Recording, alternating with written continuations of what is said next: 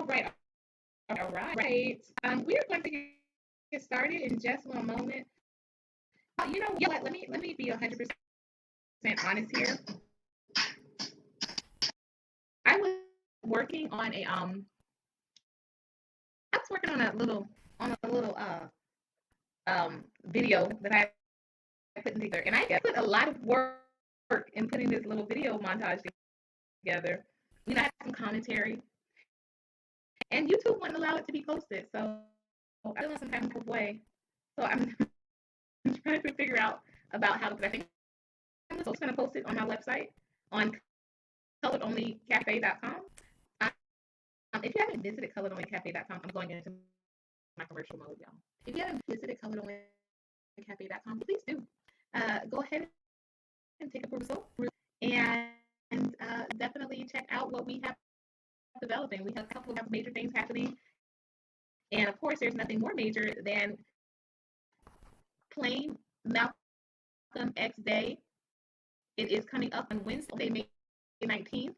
If you have not signed the petition, located on change.org, please make sure you do that. And if you are planning on joining us, you definitely need to make sure you go ahead and get your tickets, because we are all sold out of the level one of the ticket. So we just have now level 2, which is all day pass. So you still can definitely experience some of the fun, but you're going to miss out on the exclusive network brunch, the Books and Bites brunch. Those tickets are all on. And then, of course, level 3 is to see the movie with the Oscar acclaimed movie starring Denzel Washington as Malcolm X, one of the most revered versions of the autobiography of Malcolm X brought to life, and one of the most respected portrayals of Malcolm X. I honestly argue that people that think him in something, and we know the new move that Queen did beautiful Regina King, just Queen King. That's nice, right?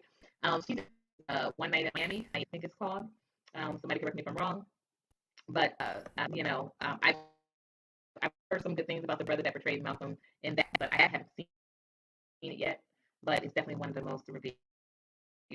So how am I? Thank you for asking. It is well.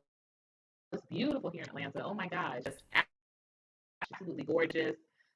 We have got to I've got to figure out how it's doing our lives outside from the garden, because there's a beautiful garden here in the studio, and it's not a garden in the studio, but a garden by the studio.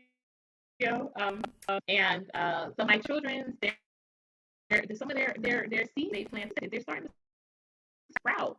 So I'm very excited. I'm going to be posting some of those pictures probably on my community tab. So watch out for that. And so it is well. We are definitely looking forward to a very productive promotional weekend. But we're going to get into it today.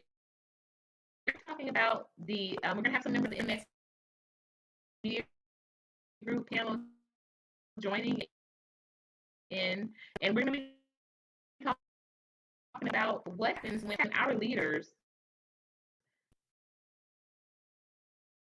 really just so it was sharing yesterday that when Malcolm X murdered, that set back our collective.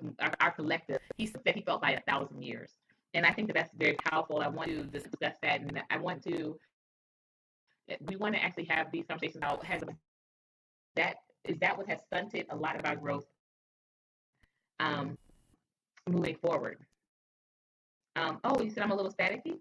I don't know. Let me move my laptop a little closer. I hope you can hear me now. If not, I might have to come out and come back in. And it's no problem. We shall see. But yeah, we really want to fully digest what that means when it's, because I think that not even I think I know that what happens on the other side of it when our leaders are killed, it's like a lynching. And what was lynching used to do primarily on plantations? They were used to stifle. They were used to. It was used to terrorize. It was used to condition. It was used to instill fear, and that subsequently is what's still happening now.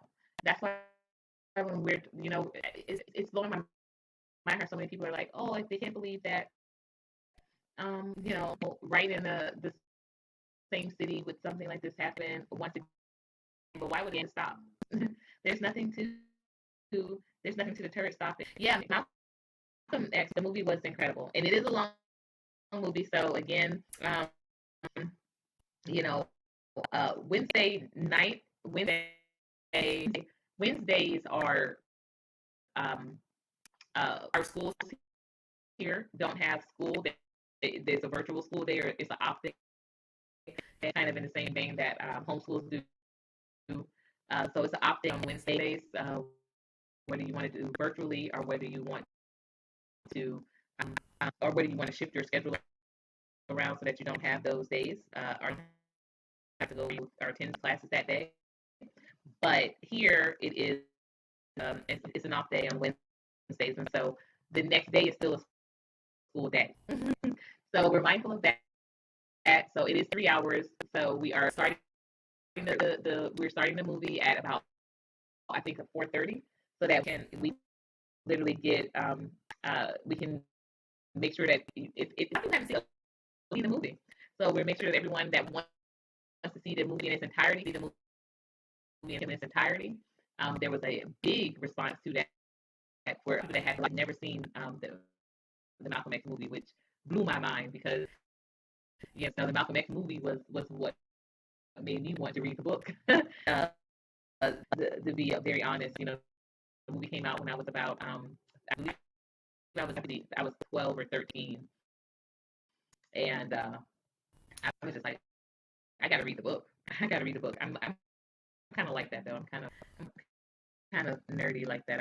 I like to read the book as opposed to seeing the movie, but I ended up seeing the movie before I read the book.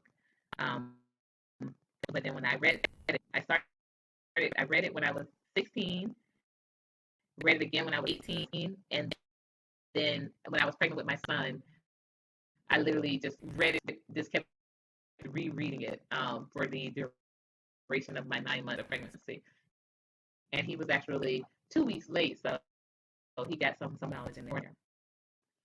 All right, so I think yeah, we're just gonna unpack that a little bit, and we're gonna have a real discussion about what it means for us when our leaders are murdered. So, hello, hello, y'all. I have been on a journey, during fasting, and um, definitely getting some toxins out. So if I look like in working out, if I look a little kind of beaten up today, that's primarily the reason why. And I have had a little skin, little skin going on, here. But I'm so glad to see y'all. So glad to be in the building with you today. And we're gonna get into it. Let's see who is still here, who's joining us. And remember, as we come in, y'all put your glowers up. Y'all know what to do. Put your glowers up, up, and up. Mhm.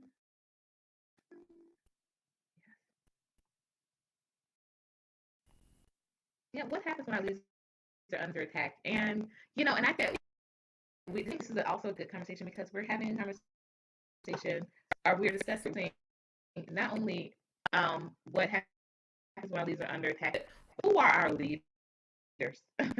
Who are those leaders? Um, not everybody getting attacked. Not everybody getting attacked is a leader. Not everybody that is murdered is was assassinated. I remember that term definitely floating around um, subsequently after Tupac's murder. People were like, oh, that was an assassination. It wasn't murder. And I was like, okay, I'll give you that. then they would be like, "Oh, so and so, that was an assassination," and I'm like, I don't know. I don't know if everyone is on that same level, or the same vibe for saying, hey, it was an assassination. It was an assassination. But I will I will say that with our leaders, particularly being under attack, that is um, it's definitely a reality. Definitely a reality. And we have to realize why.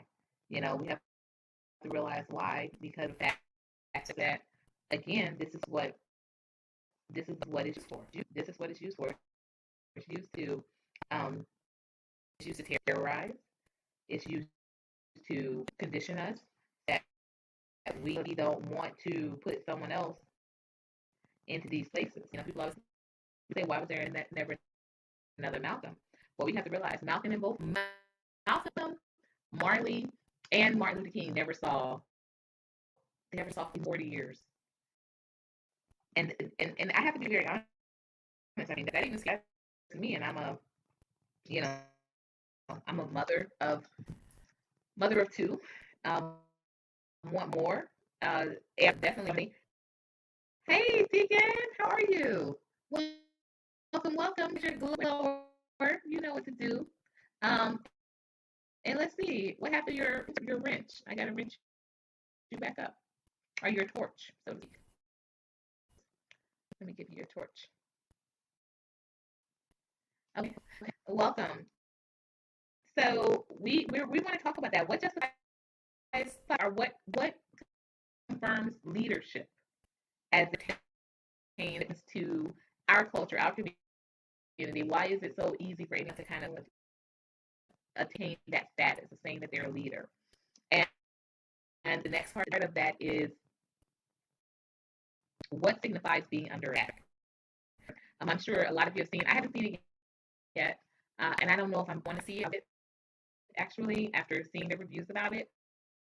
But I'm seeing a lot of things about the Black Messiah and Judas, and I don't know if I want to see it, but what constitutes leaders being under attack, and what constitutes a leader? Why is leadership so easy for one or to ascertain when it comes to our unity and in our culture? So I definitely would love to hear feedback in that regard. Um, so I just gave you your wrench or your torch, brother Deacon. Thank you again for coming through today. And let me put this on here too. Um, so I want to say, we've had a lot of talk over these past few months about high value men and high value women and what they're bringing to the table. But why aren't we having these same discussions when we're talking about leaders and what that pertains and what includes that term or that reality? What is a leader to us? What are the qualifications? And then so when we go from there and we say, oh, okay, what are the qualifications for being a leader? I think only then can we kind of make sense of what it means when a leader is attacked, because uh, not everybody again that gets murdered is assassinated, and not everyone that gets confronted is an attack. I will say this recently, and I spoke about this on another platform. I haven't talked about this here. I spoke about it on another platform, but recently we were out promoting for Playing Malcolm X Day, which of course again is coming up on Wednesday, May 19th. Please make sure you join in our efforts in making sure that this momentum is memorialized, that this movement is spread internationally. Not just amongst your neighbors or in your immediate area, but internationally. Um, we were out marketing, we were out promoting And we were on the end of our day, and we went into an establishment. We went into a Barnes and Noble. My daughter was leaving for her spring break the next, literally the next morning, and wanted to get a book. So sure, let's go in there, let's get a book. And here it was. We just walked in. I didn't speak to anyone. We made a beeline towards where my daughter wanted to have her uh, pick from, which was the young adult reading section. I was with my colleague, y'all know, Brother Palmetto Star, author and activist, and he, was with his toddler daughter, baby, and of course, my son was there as well. So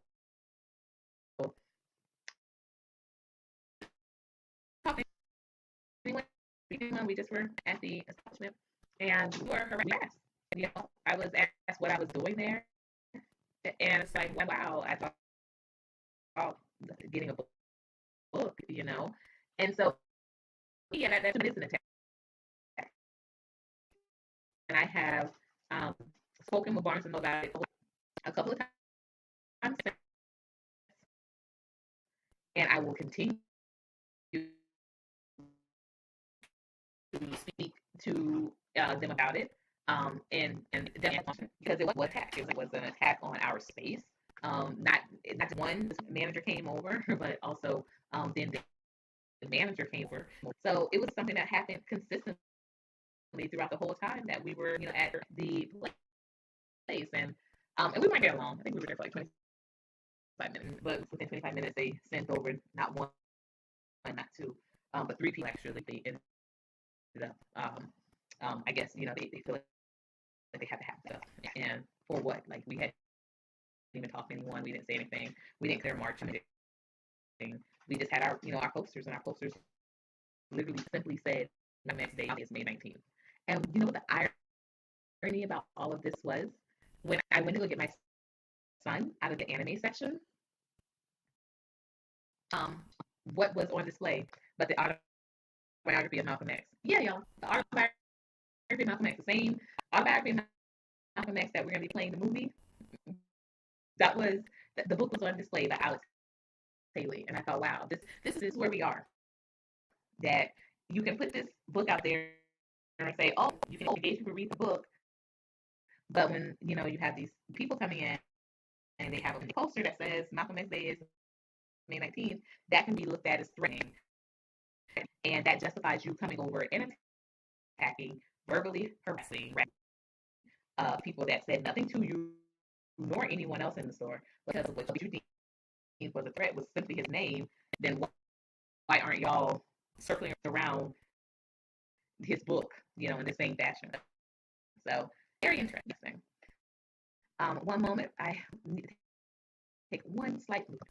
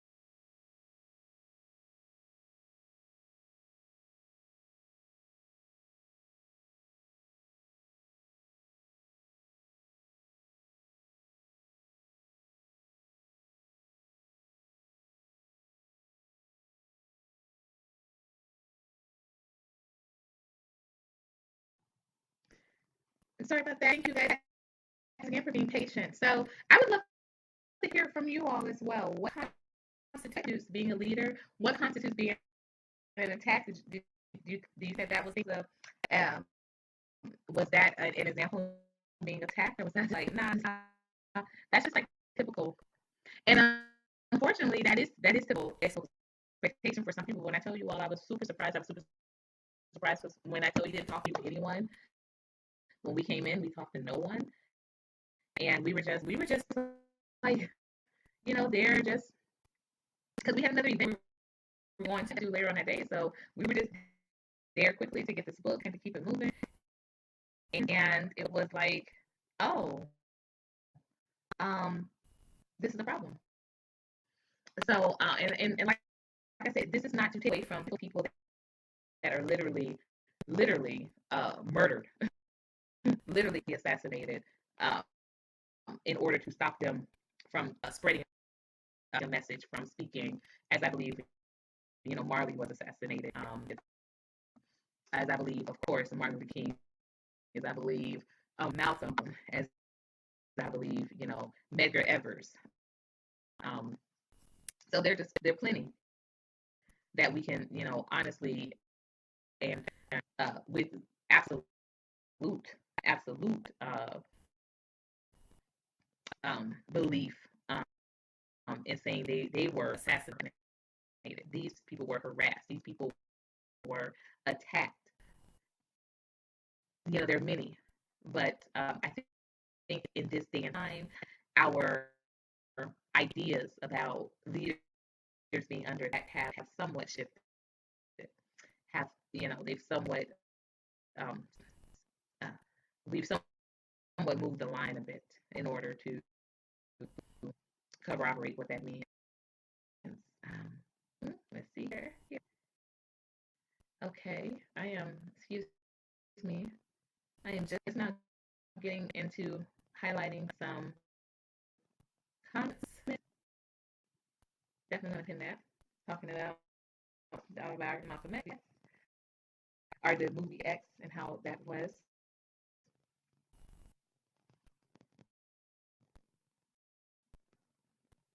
So the who I would love if someone wanted to come up and definitely share their thoughts about what um, constitutes a leader for you, or what constitutes being attacked, under attack. Um, you know, and why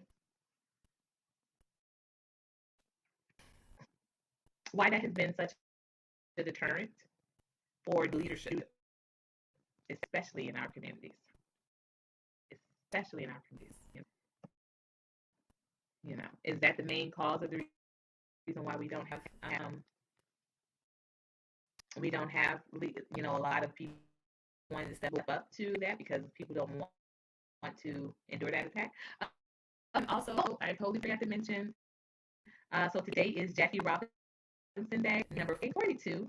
So we want to give a big shout out to Jackie Robinson's family, of course, and his legacy as it continues to live on. As you all know, Jackie Robinson, the last biopic was uh, that was popularized was when Chad Bosman did the um, portrayal. Right. So we're talking about famous portrayals, right? We've opened up. We're talking about this Washington doing um, Malcolm X.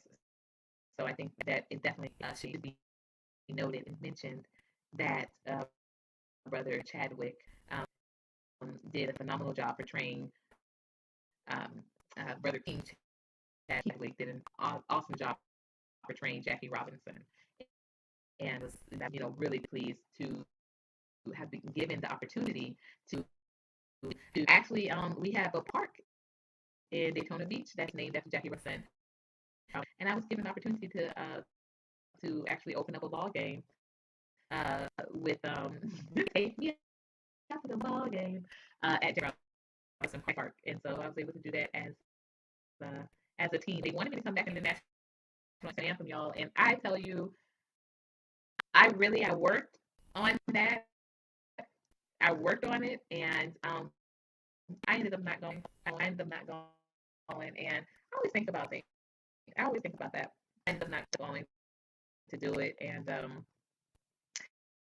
it was a funny situation because I was working for this city at the time. I was on internship. It was my first summer home from college, and the gentleman who had um,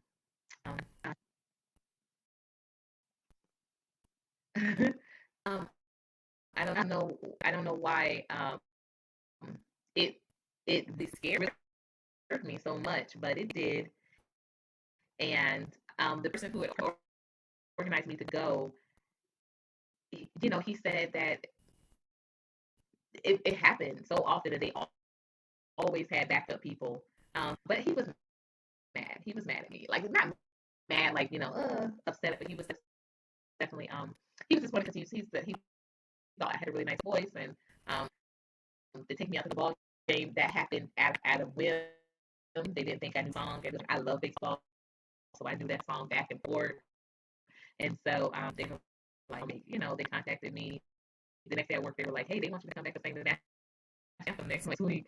And I was like, oh my God, yeah. I'm doing it. I practiced that thing every day. And then that day, I just didn't go.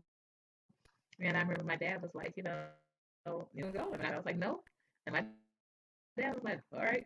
Like, it was really interesting that he didn't, like, he wasn't like, oh my gosh, why are you not going to do it?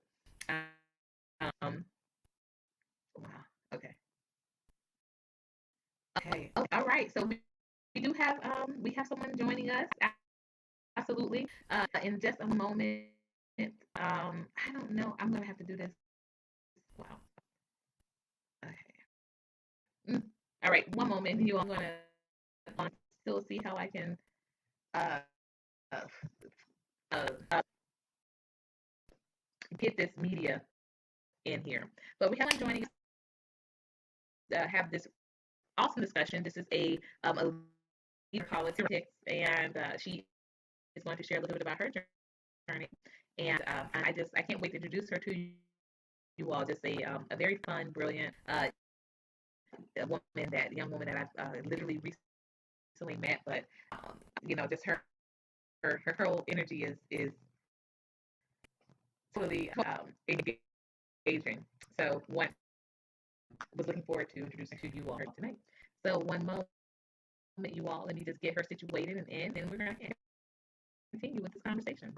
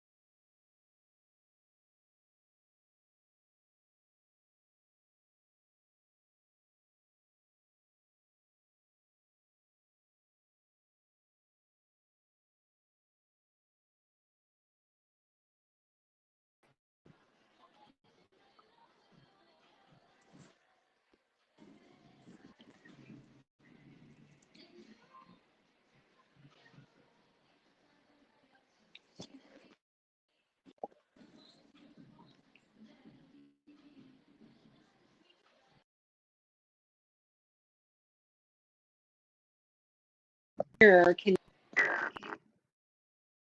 Okay. Yes. Yes. hello? I can hear you now. Hello. How do I sound to you? Because your sound is like,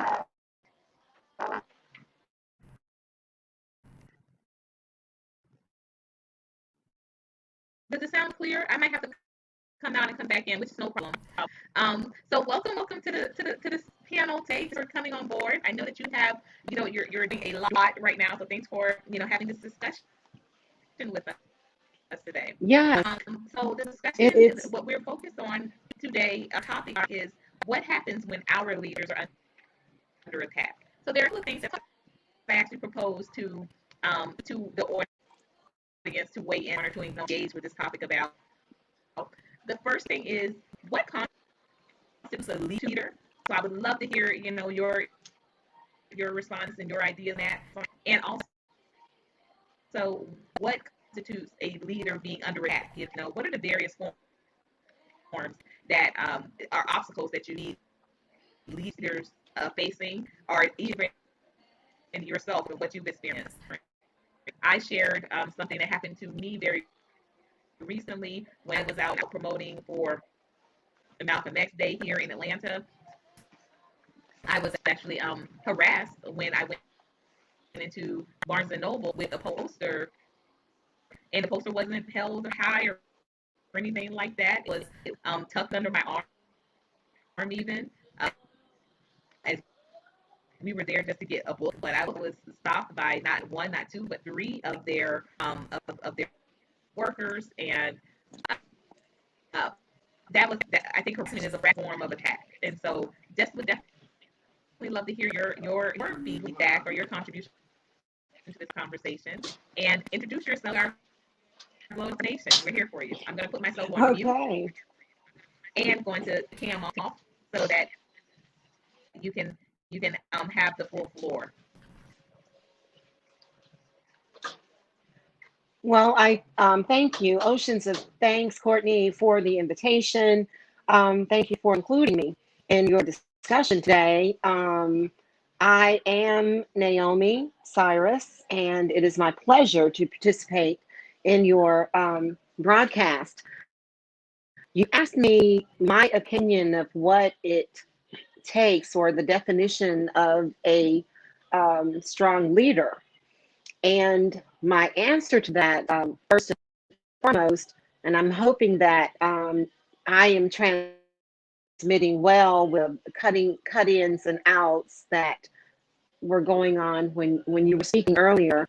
But my answer to that would be a strong leader must first and foremost be transparent, confident, convicted, in line in keeping with the the narrative that they are representing. And a leader, in my opinion, at the end of the day, must be able to clearly believe in the objective and embrace um, the, the goals that they're working toward. I hope that's a sufficient enough answer. And I forgot that there was a part B to the question. Please forgive me because I've forgotten that part. But I did want to just give my spin on what a strong leader would be made up of. Some of the qualities of a strong leader. And I think you asked something about any obstacles or challenges that I'd encountered during, my professional interactions with political cycles or campaigns. Did you ask me that, Courtney? Please pop in to clarify. Yes, I think we've been I did. I disconnected. asked what were some Yeah. obstacles. Can you hear me? Okay. The obstacles. The Okay, I'm still getting that scratchy kind of in and out action. And now I hear Okay. So nothing. what I'm going to do I am going to, what I'm going to do is I'm going to come out and come back in. But I'm going to post my comment on the in the chat so you can see it on in private chat, Okay, that would be and lovely. then that way you still know what the question is. Okay, thank you so much.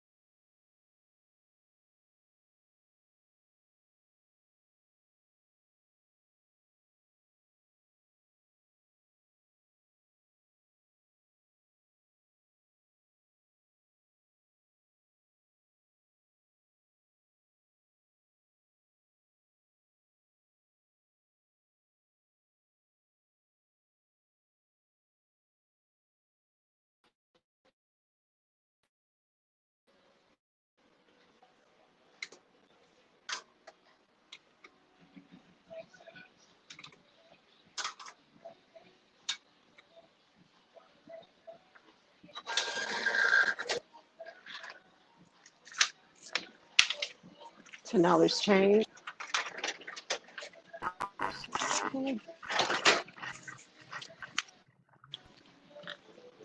I'm going to get two tens.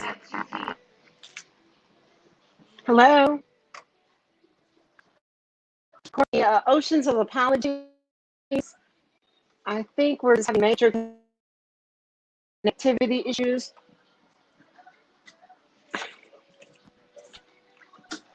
Okay, Here no you are, sir. problem. We'll figure it out.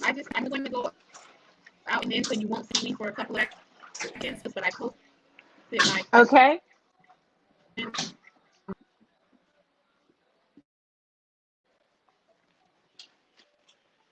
Okay. I heard nothing past or beyond you said you posted. So I'm going to check the chat box to see if there's a question there.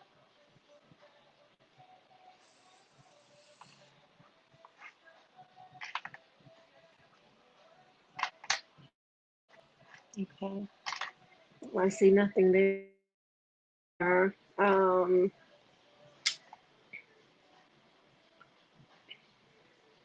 I'm excited about the push toward your efforts, the push toward Malcolm X Day, towards Malcolm X Day worldwide.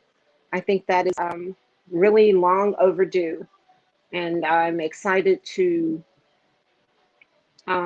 experience or witness that accomplishment, the proclamation of Malcolm X Day worldwide. Sounds like a very, very tall order, but in my opinion, Courtney, it's a very, very necessary order.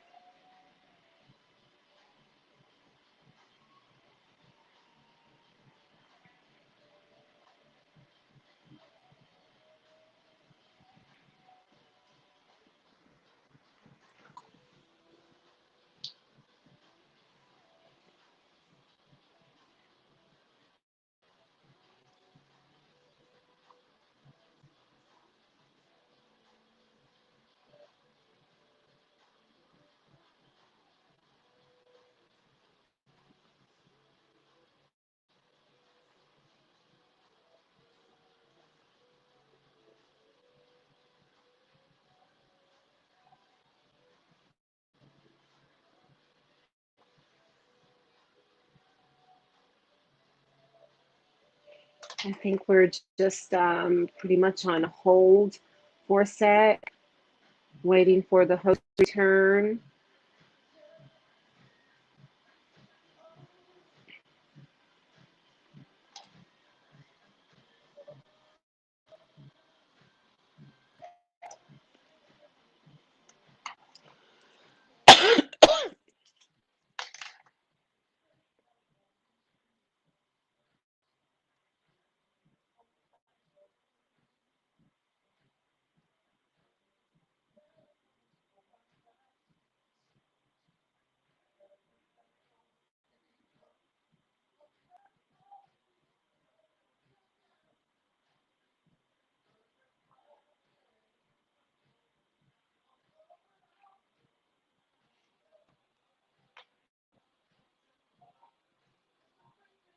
Okay, I believe Courtney entered the link that you may use to sign a petition to assist in making um, Malcolm X Day worldwide a reality. And it is change.org/claim Malcolm X Day worldwide. I think she wanted me to share that. So,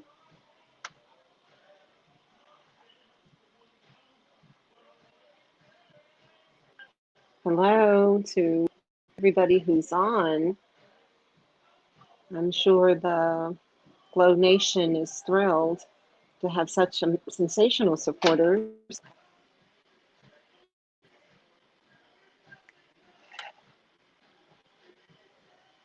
We do apologize for these technical difficulties, trying to get all this out, but unfortunately, I think, Courtney, that the bugs are coming from my end because I don't have such great activity.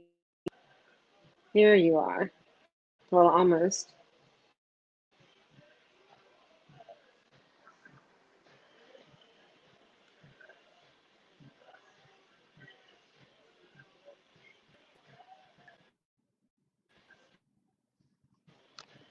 Okay.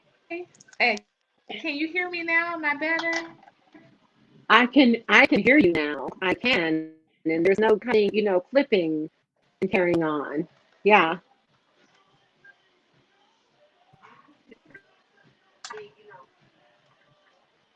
Oh my, I think I Okay, spoke perfect. too soon.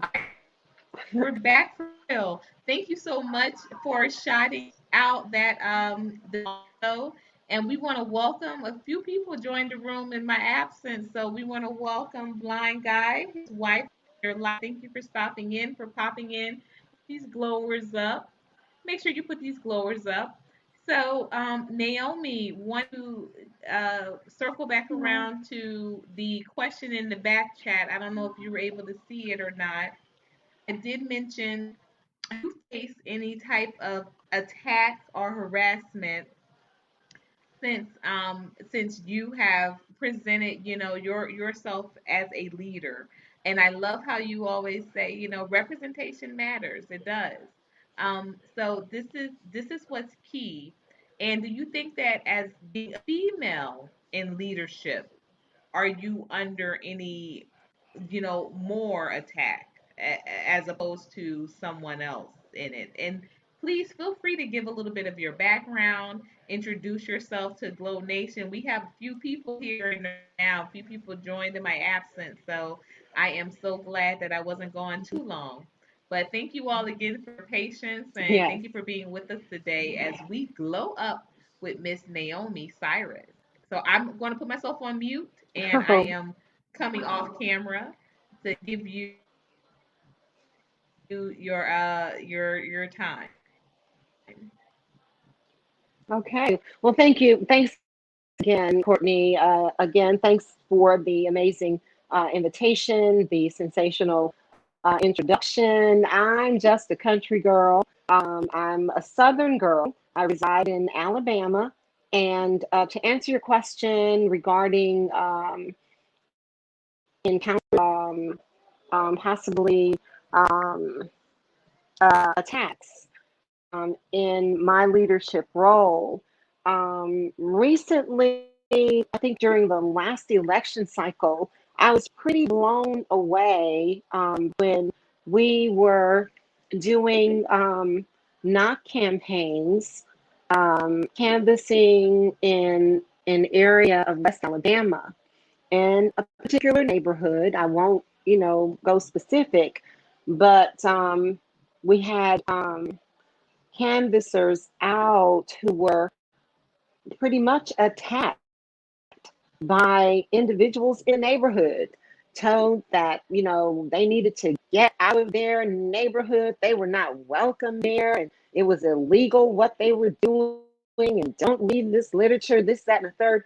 It was very atrocious, amazingly atrocious. But, I, had to take the calm-headed attitude towards it, and inform the canvassers to just clear out, and just forget, we were using our cell phones, our personal devices, doing what we called minivan. And of course, if you know anything about neighborhood canvassing or door-to-door knock campaigns, utilizing minivan, you have everything, all the information, all the residents in a single household, and everything is right there on your device. And after encountering such near mob kind of attack, um, the canvassers, of course, just told them to clear out and take that particular piece of cut turf off their list, and continue on to the next. And I find that you know how the adage is, you catch more flies with honey than vinegar. And oftentimes, when I sense there is something potentially traumatic or potentially volatile involved, when I'm involved in organizing or campaigning or anything political, or well, anything for that matter, I have a tendency to do as the very well known and respected former First Lady, and she be my forever FLOTUS, Michelle Obama. I have a tendency to take the high road. And I think that, that serves a couple of few purposes. One, it allows the other person to peel the egg off their face in privacy. You aren't calling them out or trying to go toe to toe with them. It's like kind of calling their attention to, without verbalizing, saying, well, that wasn't necessary. We really didn't have to go there. But your body language, your facial expression, and of course, the words that you utter all lend themselves to have a calming effect. And I think that is not only a good indicator of good leadership, it's also, something that we can use along nonviolent lines to save um, from having something blow up into a volatile situation.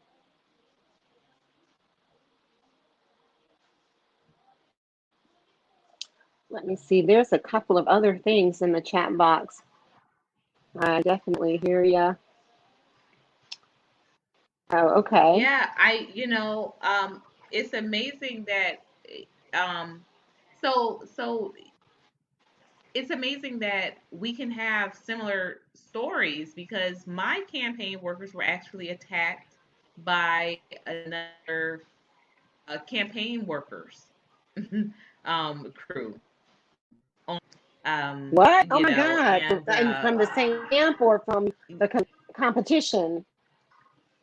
yeah, yeah, that's exactly what happened. My campaign worker was very, very small, short, petite. She's about 4'9", and but she's grown woman, but she's just very tiny, petite, and this a woman from another candidate snatched her papers out of her, snatched my materials out of her hand, told and went and threw my some materials in the garbage, and told her that the candidate that she was campaigning for was trash, so she was going to throw her stuff away.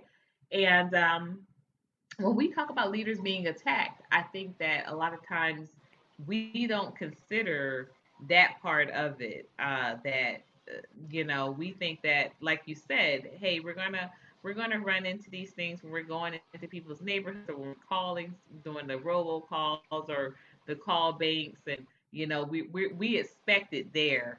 But when I tell you, I was just really surprised and disappointed. And also, what was really surprising and disappointing about everything was the fact that, she had, the same person had words with me, but I wasn't expecting for her to, furthermore take that out on my campaign worker, and so I did have a conversation with I did have a conversation with the candidate who that other person was campaigning for, and I wasn't pleased with his response. He kind of just laughed it off and just kind of said, "Oh, she's just kind of crazy like that," which didn't do anything of substance for myself nor the person who we were working with. But um, he and I did end up reconciling and working together after, of course, I joined the council. But you do have a couple of questions here, just waiting for Yes. you to come back on the screen. Perfect. Um, Mr. Africa would like to know, do you have a plan to visit the motherland? Oh, that is definitely on my bucket list. So that is an affirmative, sir, with underscoring and an exclamation point. I want to share this really quickly. I was fortunate enough to be involved in what was called back in, I think the, excuse me, the mid 80s, the Africa Town Folk Festival that was held in Mobile, Alabama, orchestrated by the mayor of Pritchard. Pritchard, Alabama, as some of you may or know, is where Africa Town and Africa Town, Pritchard, Alabama, Mobile County, Alabama, got that name because it is officially recognized as the last location where a slave ship was scuttled. The Clotilde, I think, was the name of the ship. At any rate, um, I wanted to share that quick note of involvement, and the closest I've come to um, making a journey to Africa, the motherland, was when we took a delegation of those involved with orchestrating the Africa Town Folk Festival to the UDEGO. It was a big kind of conference deal there in Benin. Uh, I think formerly Cotonou, or Canoe formerly Benin. I can't remember which way it goes at this time. It was so long ago. Please don't charge it to my heart. But at any rate, unfortunately, because of an envious program director at a radio station I was associated with there in Mobile, I was not allowed to take that trip of a lifetime. And sir, ever since then, I have made it one of the line items on my bucket list to experience the motherland firsthand. So yes.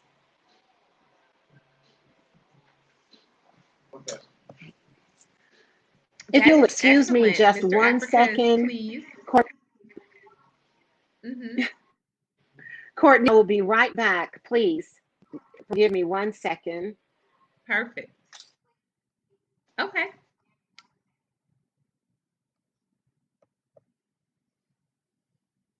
So Miss Naomi is just going to take uh, a brief exit, but she will be returning.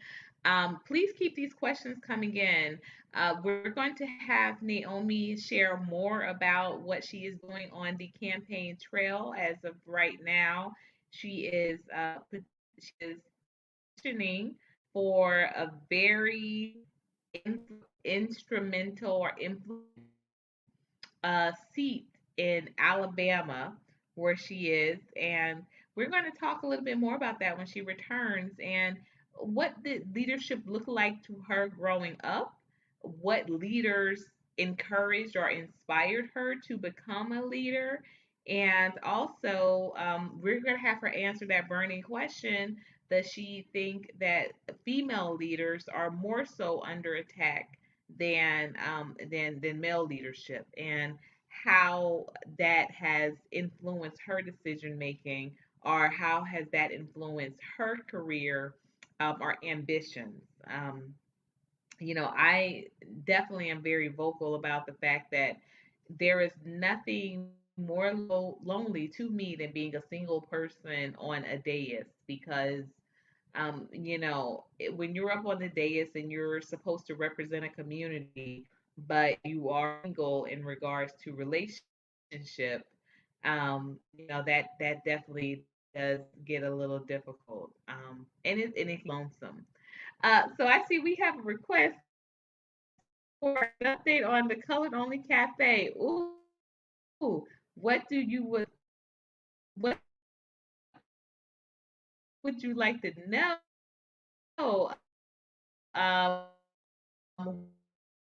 We are excited because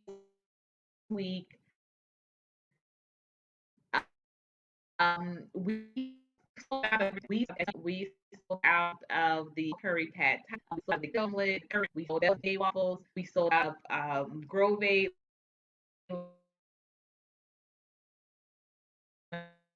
lemonade, of course. That was first to go for anyone that would like that as well. And we are going to be we're debuting a new menu item, lentil falafels with kale salad or green salad. So when I tell you, I am just excited these, great vegan, keto, and vegetarian dishes. They are loving Colored Only Cafe, and Colored Only Cafe is loving Atlanta. So, thank you so much for asking for that update. Please make sure you continue to visit the website. And as you know, the latest video, which is a trip down memory lane, giving honor and respect to the audible menu items provided by others in DMX. And you can see what transpired last Sunday at the Colored Only Cafe at the located at 2857 Main Street here in the East Point, Atlanta, Georgia. So, Miss Naomi, back to you. Some questions. Would like to know, do you feel like being a female in leadership is more difficult than being a male in leadership? Why or why not? And also, who are the leaders that have influenced, encouraged, and inspired you on this path? And tell people a little bit about your background as your local ambitions are happening. Oh, look at who's here. All Mr. right. Mr. Well, Kwame is here. All right. Very thank you so much for joining hi, us. Kwame. Yes.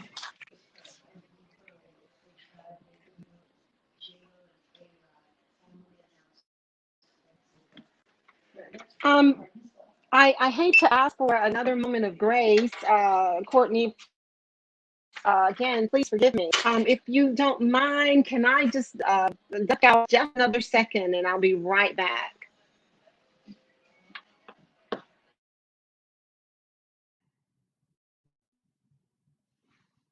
Yes, go ahead. Go ahead, sis. Handle yourself. And we are looking forward to you returning back with us. Absolutely.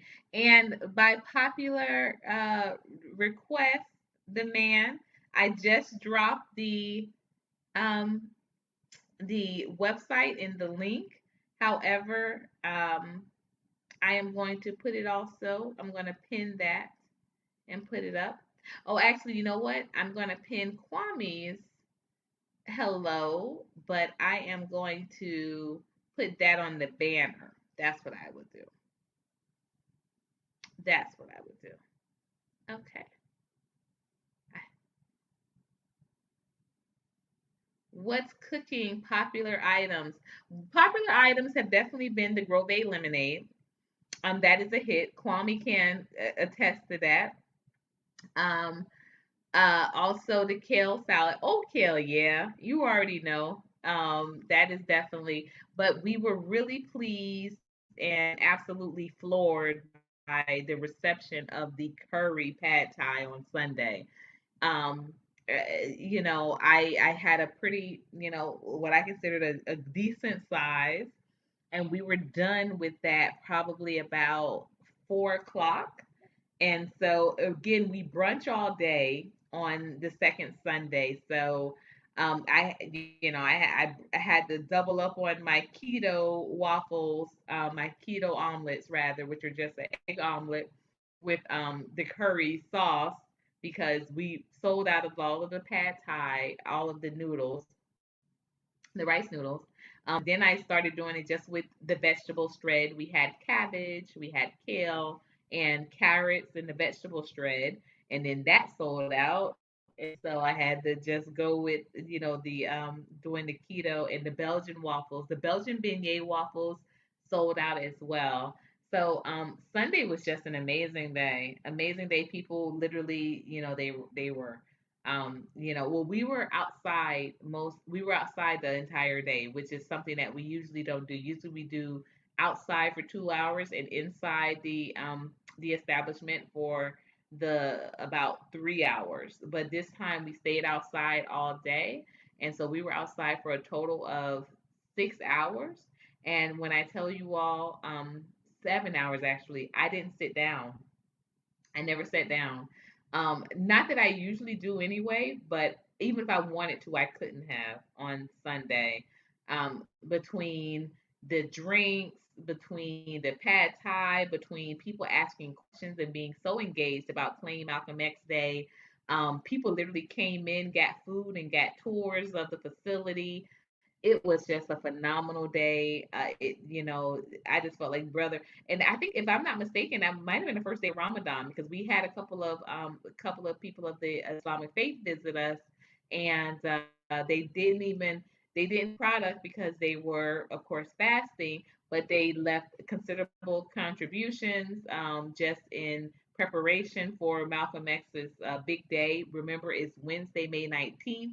If you can get here, do so. It is going to be a doozy. King Randall and the X School for Boys will be in the building.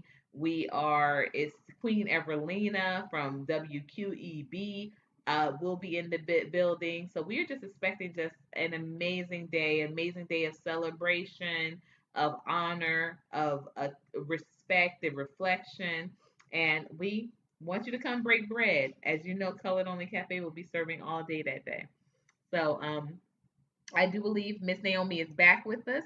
I'm going to go back on mute and cam off, and I'm going to drop the website link for Colored Only Cafe. And of course, you all, please, if you ever want to send a cash app, your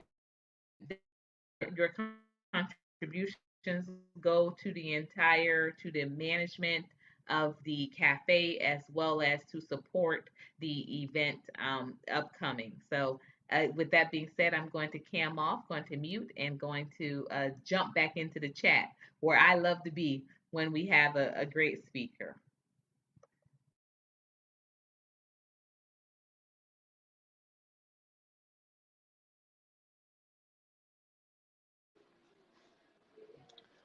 Unfortunately, we're having those technical issues again.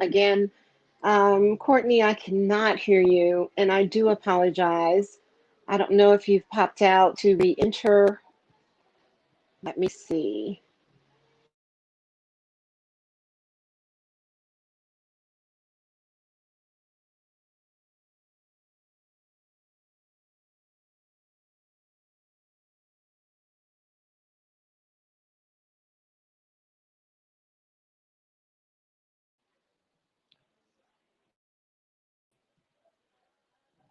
I'm not sure, Courtney, if you can hear me. If you can put something in the chat box, let me know. I will proceed to answer your questions from a moment ago regarding any encounters I've had or problems I've had being a woman in a leadership role, and also share, expound upon my um, idols or role models I've had um, through the years. So, can you hear me well? I'm not sure.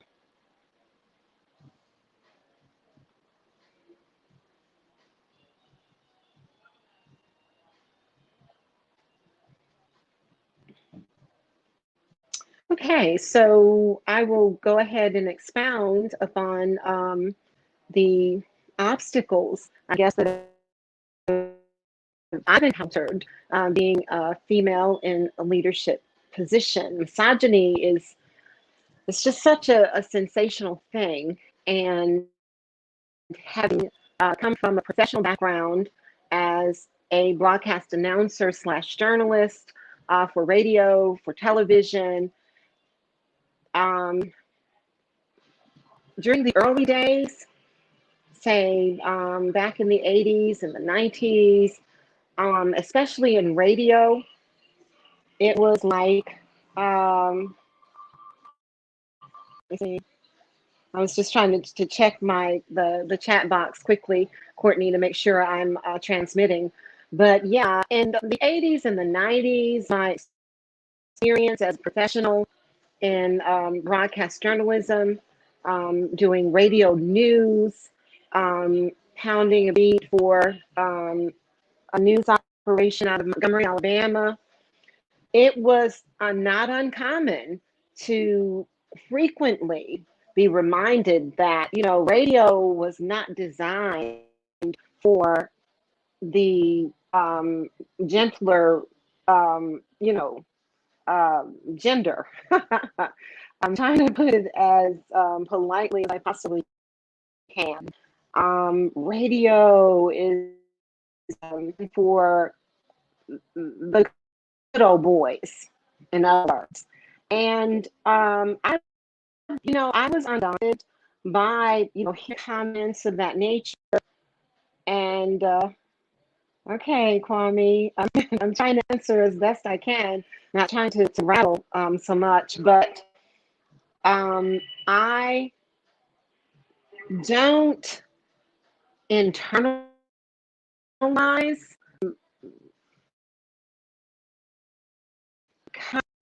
encounters of that nature. Whenever I sense there is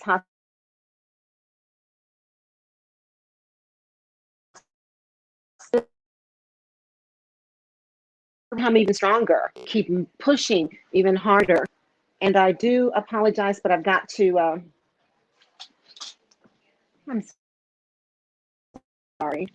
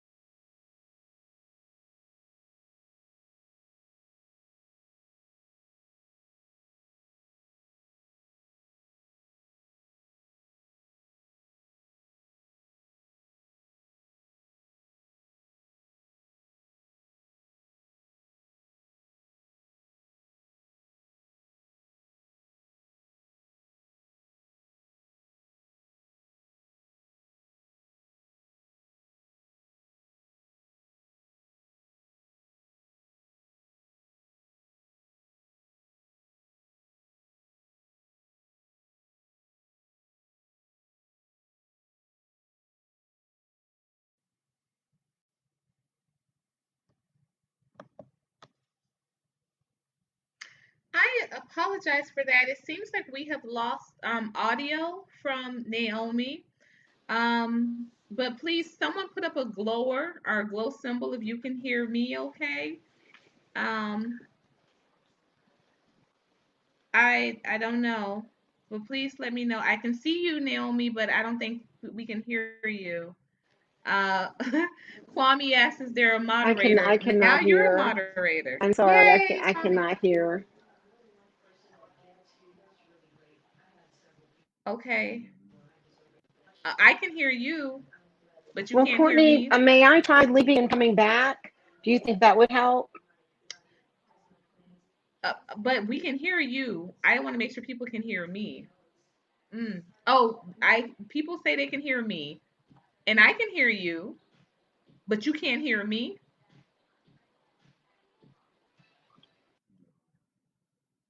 because I can hear you.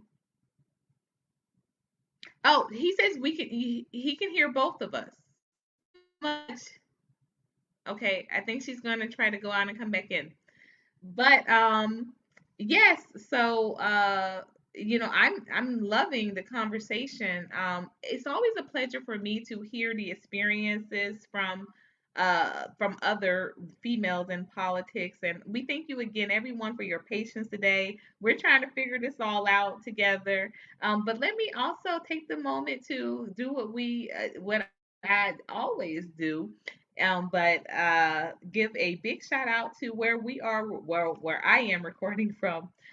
You are seeing and witnessing the Glow Show live from Too Raw for TV printing press and studio, where we take from passion to pen to publish.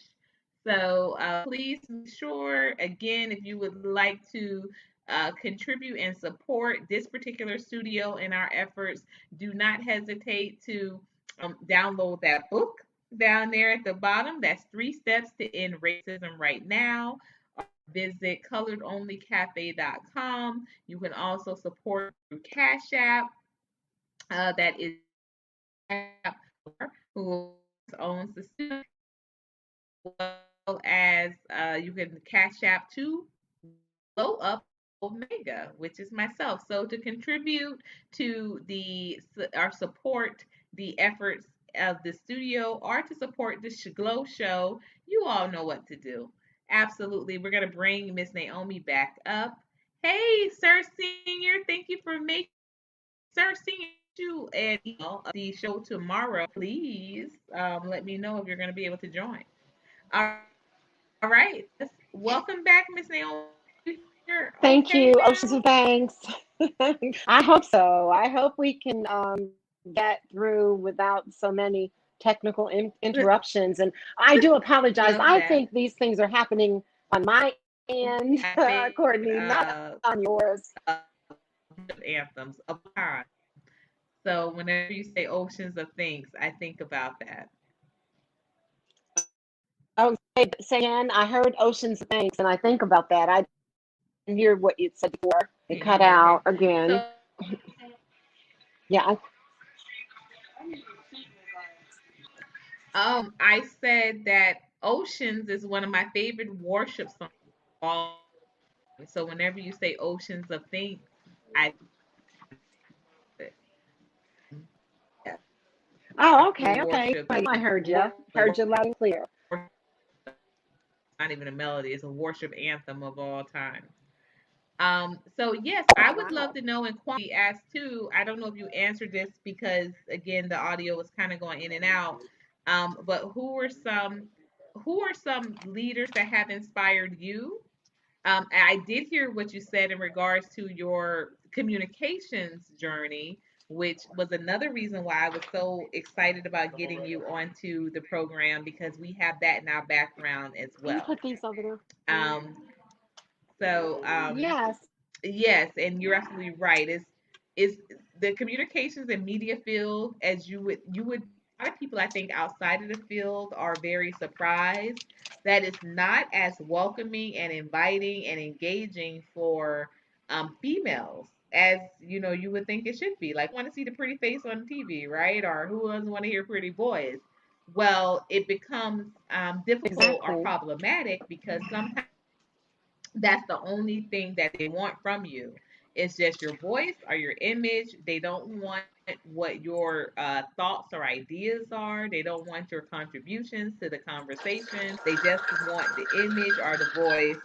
And in some part, in some sections, they just want the body that sell whatever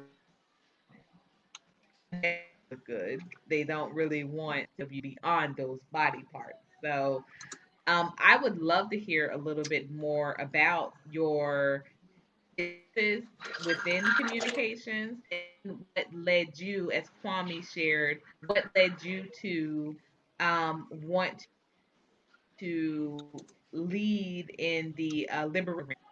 So I'm going myself on mute so you won't hear me or have any background distractions. Okay. Well, again, I thank you for this amazing opportunity to share. And yeah, not only encountered those misogynistic kinds of dispositions with radio, but with television as well. And again, I did not allow them to interrupt my forward motion. I just took it all in stride and chalked it up to their inability to be inclusive. And I refuse to lock away my salvation by, trying to challenge them or counter their dispositions in any way. It was my conviction to just keep it moving, and that's what I did. And when you ask about the idols or people that influence me most, as I grew up up north in the Motor City, um, Detroit, and I was in Detroit, Michigan, from kindergarten through maybe the sixth grade. And my most influential person at the time was, of course, your Dr. Martin Luther King Jr. To that, in a more historical posture, Harriet Tubman, Black Moses. And when I bring it closer to home, I'd have to say my parents, they were big influences because my mom and dad were from the South. And because of my age, I had a chance to experience some of the things firsthand that they would often speak about. The waiting room for the in the shoe department store. There was an area where only the whites would go. There was an area where only the blacks were allowed. And I didn't have to experience that vicariously. I experienced that firsthand in Aliceville, Alabama. And for some reason, my mother, had to bring it to my attention. Well, we can't go over to that part because that part is for, the majority class. So and being a child, I took it all in stride and obeyed my mom's. What else could I do? But I will never, ever forget that experience. And I think that that one and experiences like it contributed to me being, I guess, in my opinion, rather well rounded, to the point where, I don't look at the glass and see it half empty. I will forever see that glass half full because, we have so much to accomplish and so many larger fish to fry.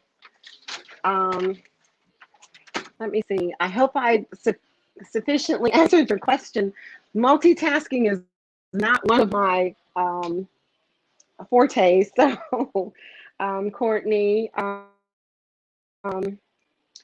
think the time has come for us as a people, speaking of Black people, to shed the postures of requesting to be included.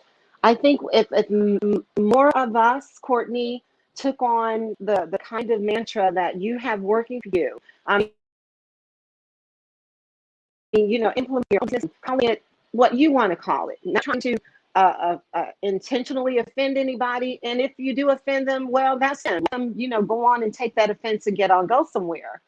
I think it's just time for the Black people to really embrace the the fact that while the majority class were living in caves, painting themselves black and blue, we had empires, and that needs to be acknowledged. And I'm going to push that soapbox here because it's kind of full. But Courtney, thank you so much for this opportunity.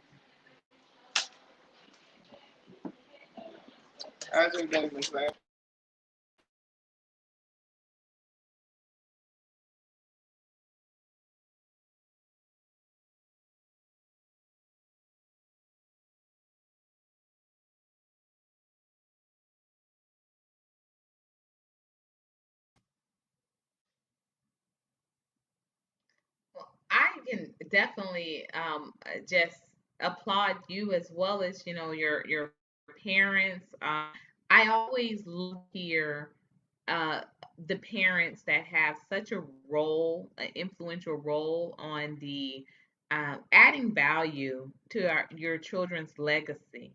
You understand? And this is something that I think also is a conversation that more of us need to be having. The significance, the importance, the impact that parenting does have on children. I'm always floored, or often floored rather, when I see um parents make statements just really are not that are really not appreciative of the type of representation that they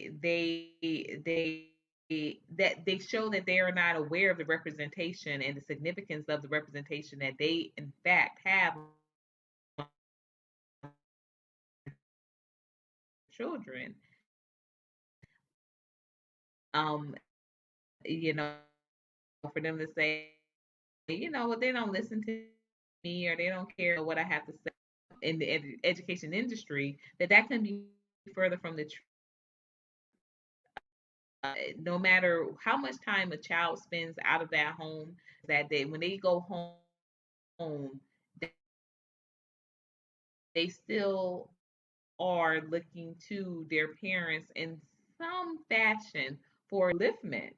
I love this uh, speech, this what do they call it? Motivational speech. I believe his name is Walter Bond, and he was saying that no matter how old his children get, now how no matter how old they get, you still have to lift them up. And that just means something.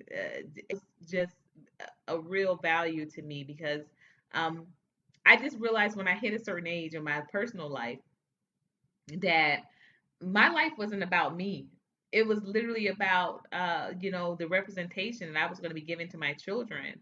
And something that I love that my and I know that you mentioned you have a grandbaby, but something that I love that my daughter told me literally just the other week, and my daughter will be, "Hey, welcome, Brother Bakari, and definitely please come up if you can. I know you're probably busy working, but I would love to have your contribution to this conversation because Miss Naomi Cyrus is familiar with Mississippi as well, and so Brother Bakari is one of our leaders here. He formed the campaign Team Black. He knows I'm on it. He's not just a what did Puff say? I'm not only a client, I'm the player president. He's not only a supporter of Team Black, he created the movement.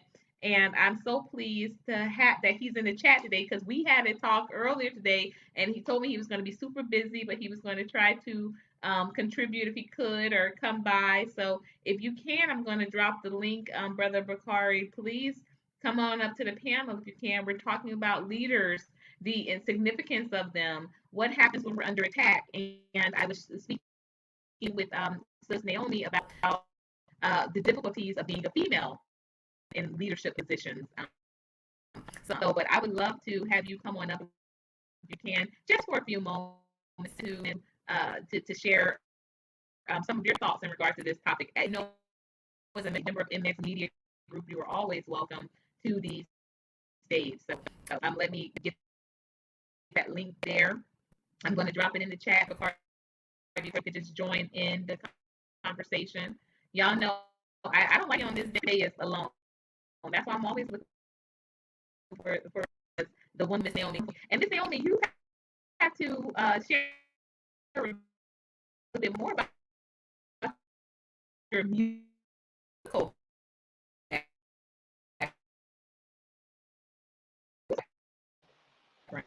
Okay, now I know you I said you don't played know, piano Gremlins. for was it United Methodist? Almost get y'all back into A. But please, I would love to hear more of that because I'm a music lover. My minor actually was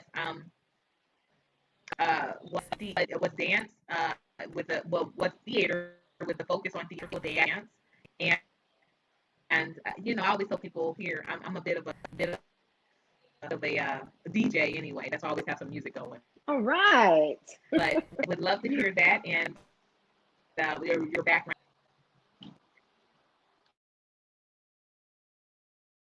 Okay, on that, the question had to do with tad more sharing regarding my musical background. And I must say that and from growing up in Detroit, Michigan, and being exposed to those, neighborhood block parties when the Smokey Robinson and the Miracles and them would perform and they'd spin and drop the change on the stage. It was set up kind of like a boxing rink, if I recall correctly, and they would spin and intentionally scatter this change on the floor of the stage. And being children, the younger children, we were allowed to scramble, between decks and collect this change, which was quite the prize for us. But yeah, I grew up there in Detroit, Michigan, hearing the Temptations and the Supremes and all of them, Marvin Gaye and all of them, just blasting from the window sills, from raised windows of those high-rise apartment buildings, and they would sit the radios there like they were trying to just light up the streets with sounds of R&B from the local radio station. But yeah, make that segue to going to Philadelphia with an aunt and receiving a couple of piano lessons, making the journey as my aunt and my dad relocated back to Alabama after dad retired.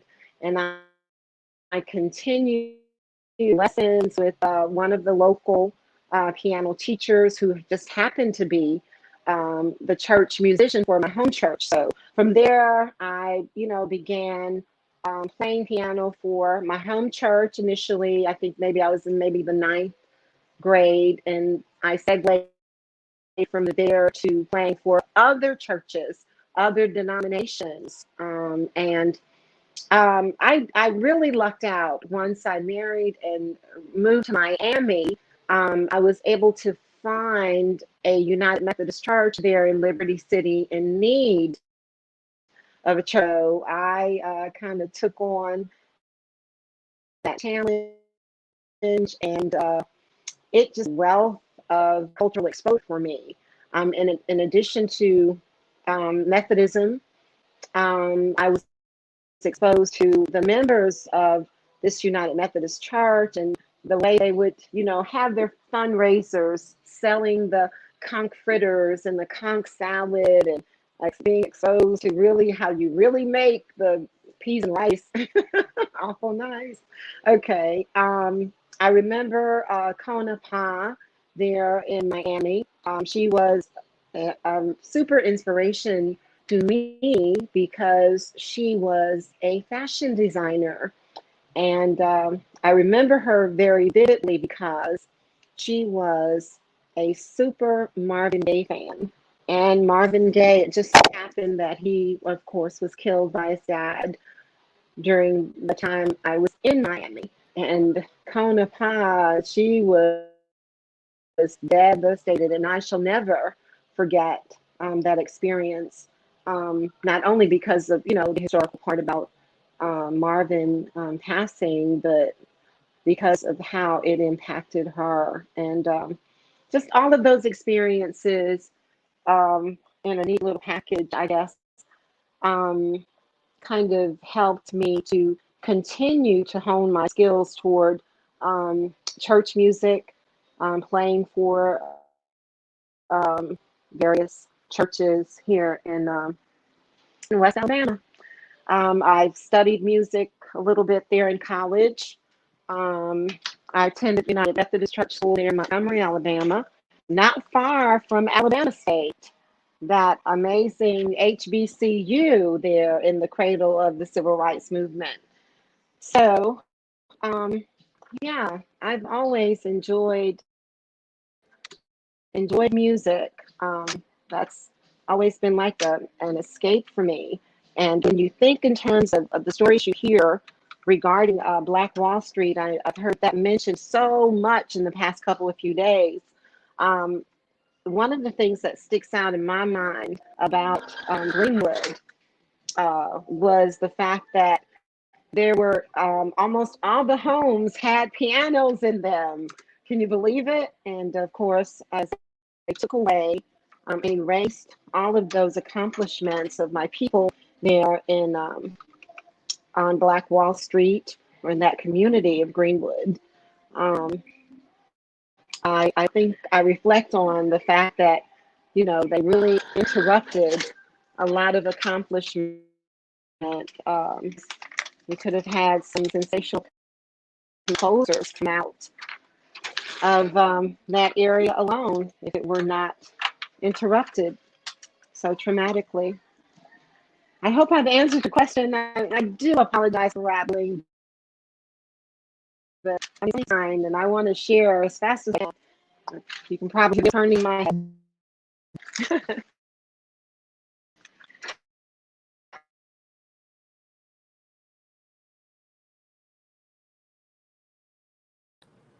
I would love to welcome to the panel Sister Naomi. This is Brother Bakari. Brother Bakari has been a force since meeting him. I met him shortly after I moved back here to Atlanta, and he came up with an awesome campaign, Team Black, which advocates supporting one another in our businesses. He also has Sorry. a YouTube channel as well. Uh, and he advocates for Black businesses doing business while Black and minding our own Black business. I love it. I've been honored to be a guest on the panel before, but I definitely was very pleased to see him in the chat and wanted to make sure that he had an opportunity to contribute to this great conversation. When we talk about leadership, why are we afraid of leadership?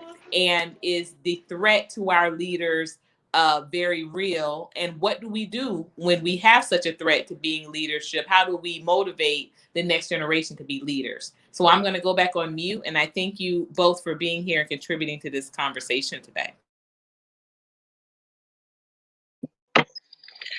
Peace, Sister Courtney. Thank you for allowing me on your panel.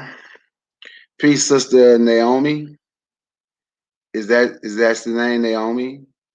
Yeah, and peace to everybody. Bakari, yes, that name is fine. Yeah, Bakari, yes. Uh, and peace to everybody in the chat. Do I think there's a threat to our leaders? I don't think there's a threat anymore. I think there once were. I think they have Black people, they're on such autopilot where they don't have to do anything anymore. They don't have to do any threats. Well, I think it's already in our mind. Everything bad that has ever happened to us is in our mind. and it's in our mind to the point where it's best if we just try to go along to get along, not to fight the system, not to really become revolutionaries. We want to say, I love everybody. We want to say we're everyone's friend. And I think that's part of the reason there's a lack of true leadership amongst us as a people. Another part, if you listen to this so called the conscious community, I call it the unconscious community, and a lot of people follow them. They teach black people don't need a leader, everybody lead themselves, and we see how that is working. Every group of people have leaders. Now, every ethnic group, every race, everybody has a leader. But we have been voting in people. Now, for us, our leaders would turn out to be a professional athlete, a rapper, a singer, anything entertainment. And we look up that we look up to that for some strange reason, and they will give someone, they'll give us a symbol, right? But everybody else actually have politicians working for them. Just look at the case in point right now. Uh, with everything that has happened to American-born Africans in this country, to black people in this country, uh, there was nothing specific. Even everybody they ran out and voted for said they couldn't do anything specific for black people, but they did something specifically for illegal immigrants, right? New York City, New York, the state of New York is giving illegal immigrants $15,600 if they can prove they're residents of the state. Now, how can you prove you're a resident if you don't have, if you're undocumented? Undocumented means you don't have no ID, you haven't been through no process. So basically, they're gonna give everybody $15,600, right? They screamed Asian hate for about a month and a half, and we got the blame for that. Even though we don't have not organized and orchestrated attack against Asians, we should by not giving them our money.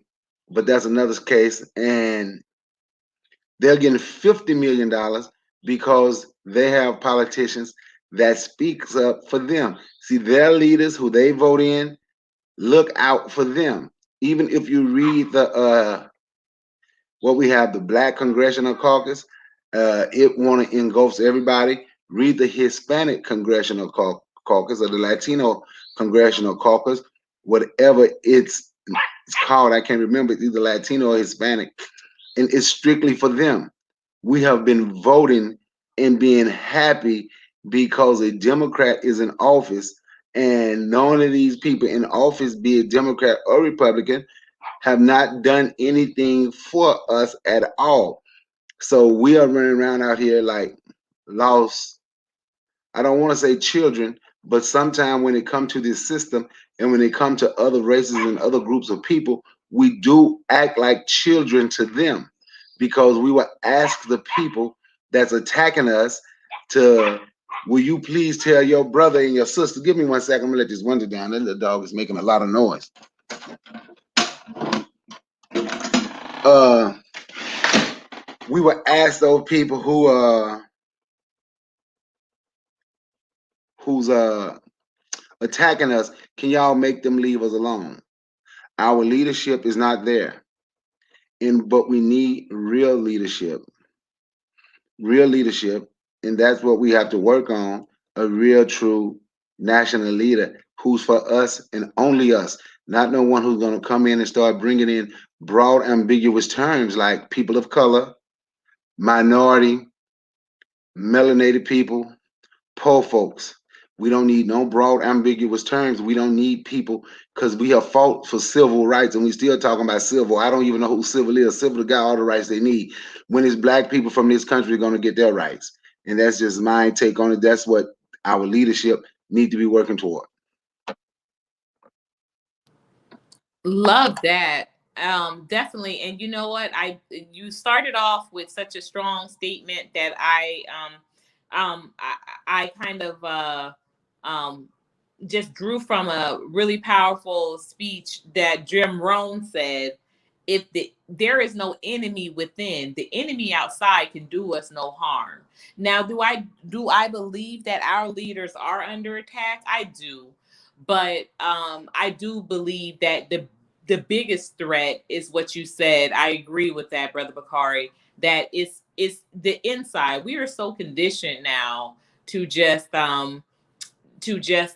really kind of accept what's given. We're accepting crumbs, and we aren't, pushing to lead. I know that there are some real dangers in leadership as well. We all are aware of that, but it can't be denied that that we're lacking quality leadership.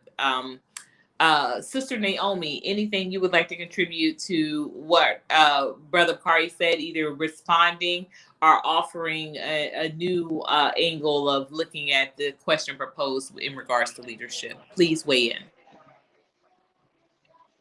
Yeah, well, I would just like to underscore pretty much everything Bacardi shared just now, especially underscore the fact that just address me as a Black person. Because I mean, you try to be political correct, saying, well, we have this African American lady who this, that, and the third. Just say Black, because I find strength in being called a Black person. Just call me Black, and let's keep it moving. And also, when he was talking about some things that I think he was expressing an experience with some pseudo reparations, I think in New York, where you were speaking about, because my phone was going in and out, so there were some pieces and bits I was missing. But yeah, I think that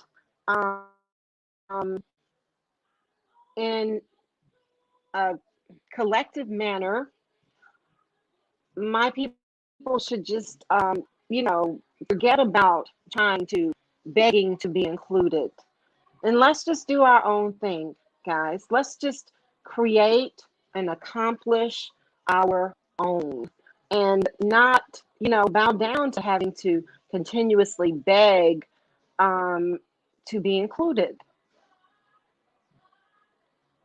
I mean, when civil rights and everything popped off, I do recall, and this is going to make y'all chuckle, I do recall them saying that there were Black households that invested in silver ornaments and knickknacks and silverware, thinking that the term was silver, SILVER rights, as opposed to civil rights. And, the colloquialism, sometimes we hear things wrong, sometimes we just get things twisted.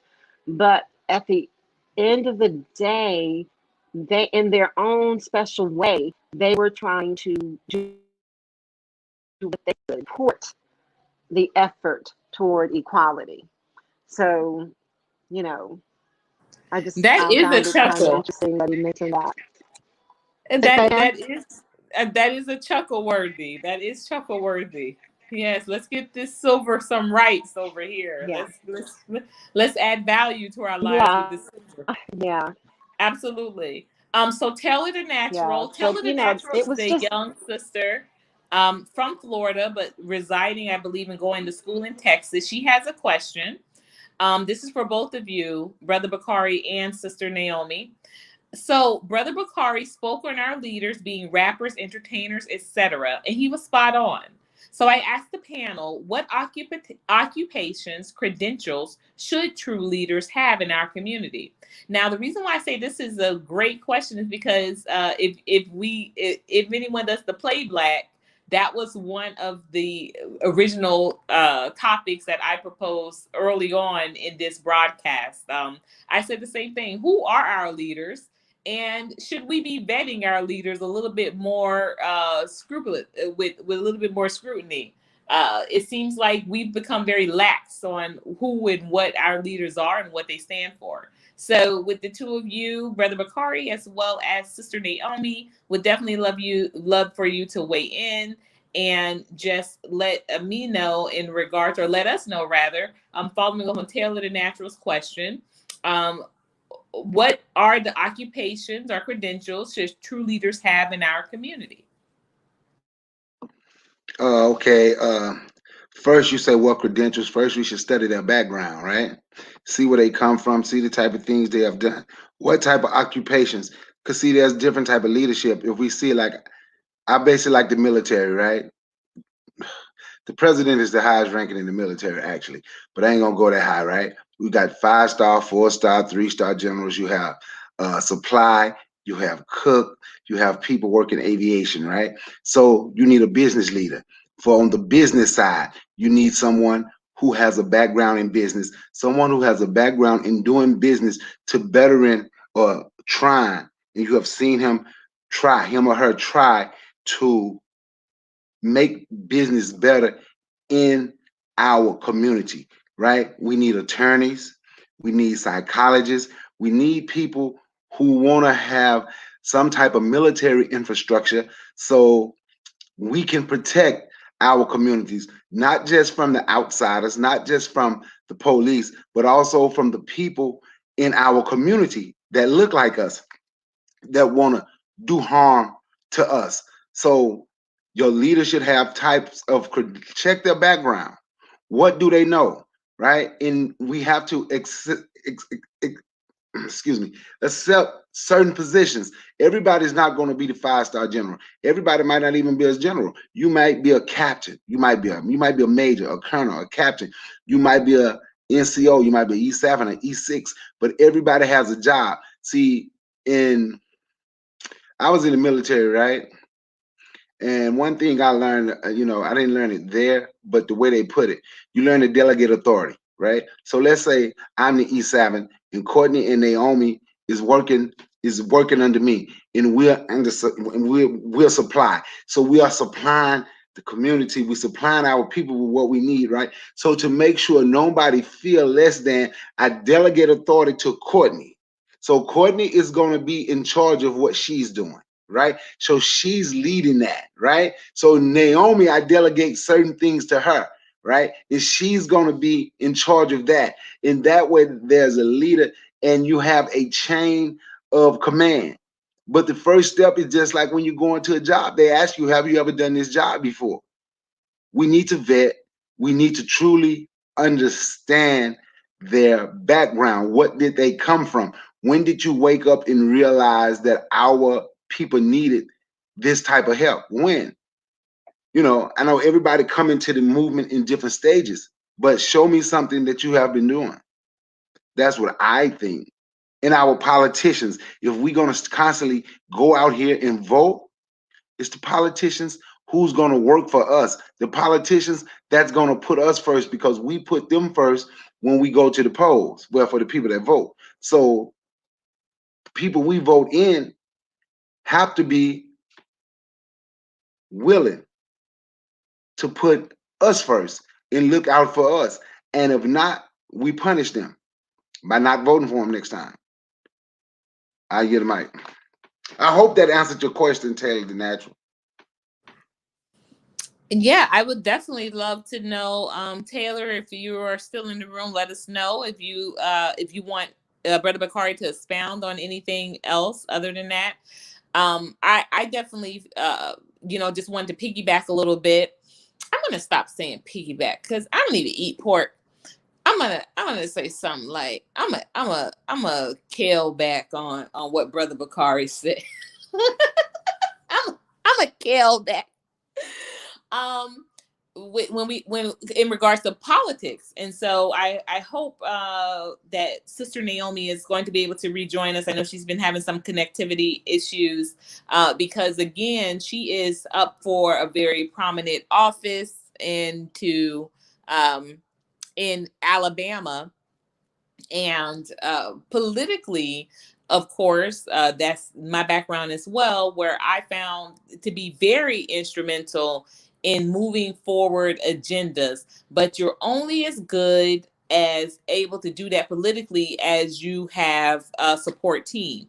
And so great. As I said this, she's ready to join back in. And Taylor said, yes, that was great, Brother Bakari. Thank you for that answer.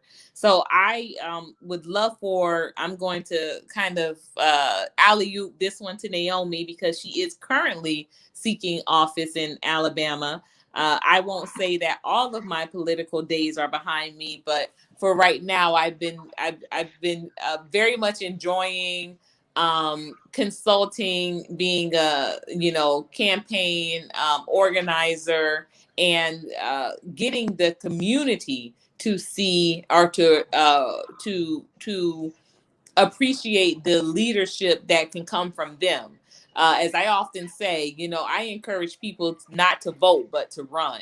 And so I have been instrumental in a couple of very, they're small right now, but growing client list that is that are Hello. they're trying to vet leadership politically for their communities, for various communities. And so that's actually how I came upon with Naomi. So, Naomi, I would love to hear your contribution into this. We kind of piggybacked a little bit off of Kel backed a little bit after what Brother Bakari said in regards to political leadership and why we should be looking at that a whole lot more seriously, and taking why it is such a why being political leaders is we should be taking that the most serious when it comes to where our leadership lies, because they're voted and quintessentially paid to be the leadership for a community. And if they are not being a proper leadership, then they should be, of course, in turn put out of office. So definitely wanted to have your contribution into that conversation piece in regards to political leadership, since of course you are a couple of days away from for having such a influential position in regards to politics, and wanted to hear from you why you feel political liberation and political leadership is so key to our community, to our culture, and to our progress.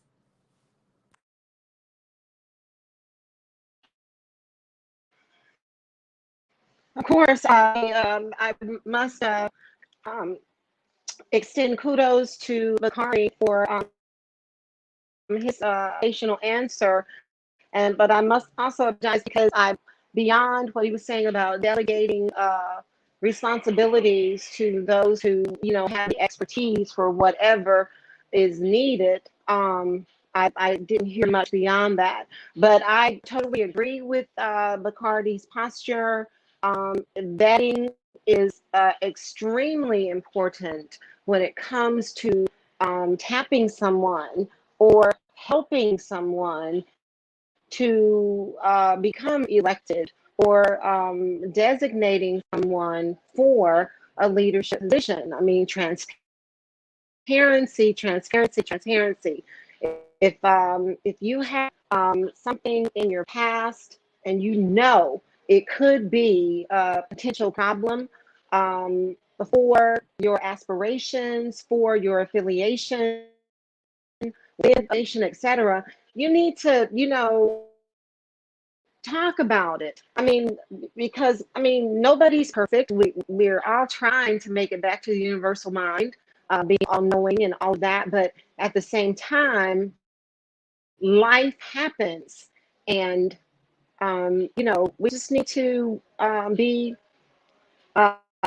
open, transparent about anything in our past that could come back and bite us in the butt when it comes to leadership. And um, let me regress a little bit. When you think about nowadays, our leaders, quote unquote leaders, have pretty much been whittled and watered down.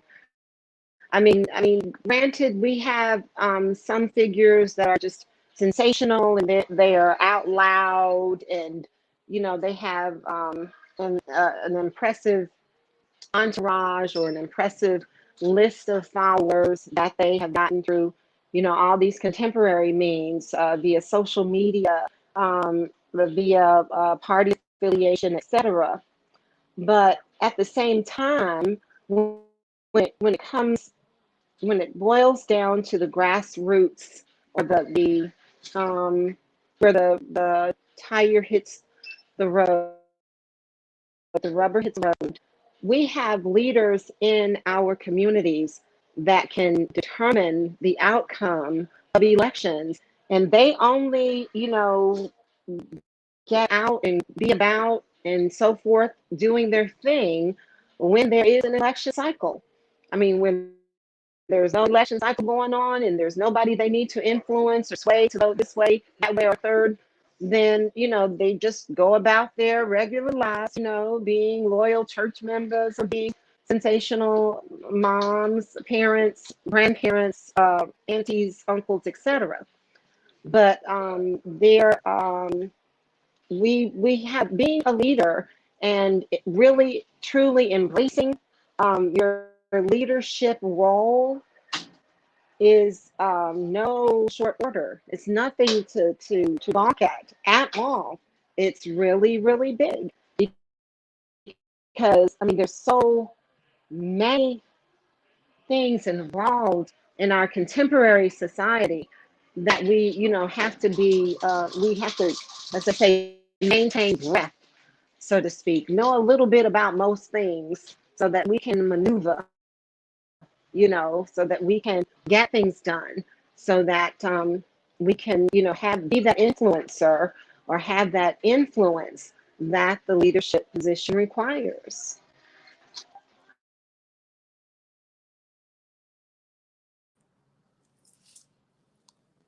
Beautiful sentiment. Taylor has another question here. I'm going to scroll up so I can see that. Welcome to the chat, Sir Anthony. Welcome, welcome. Thank you so much. We're glad to have you here, part of the nation.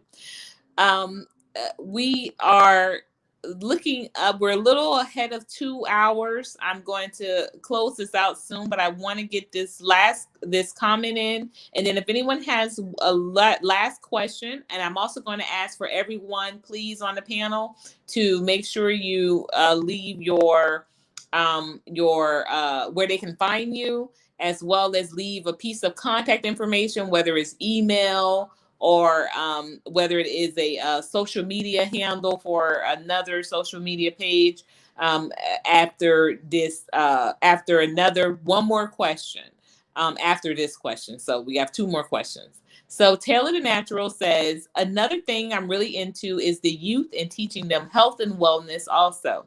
Teaching the youth financial literacy is very needed. Between the two, how could we start more programs like those? I'm going to let Sister Naomi answer that first, and then Brother Bakari, you respond, and I'll respond as well. And then we'll take one more question after that. So definitely, we understand. I think everybody's connection is a little off today, a little, Taylor. So, but thank you again.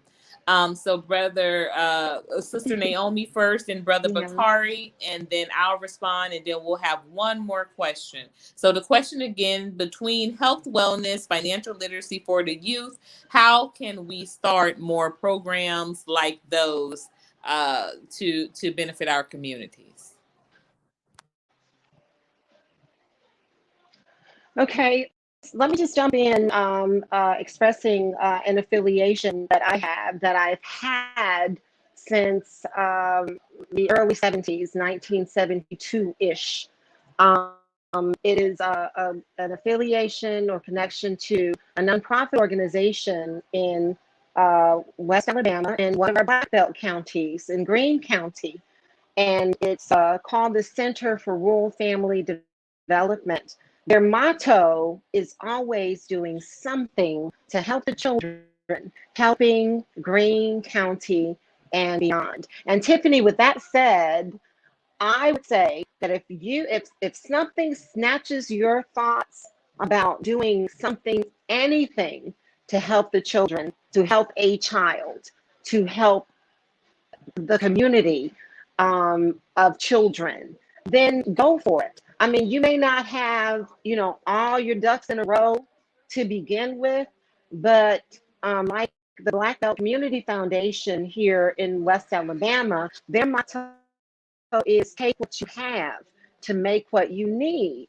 And I'm so faithful, and I'm so optimistic at the same time that if you put forth the effort through whatever means that you have at your disposal, if you can just, provide a gathering once or twice a week under your carport, on your front lawn, or in your backyard for a couple of few children doing whatever you think, if it's expressing or trying to share and leadership skills with them, or if it's just teaching them how to crochet, whatever it is that comes to your mind, Tiffany, that you want to do to empower our youth, then I just say go for it, and don't be daunted ever. Just go for it and let the Lord's will be done. You'll be blessed in it if you put forth the effort. I can say that with conviction.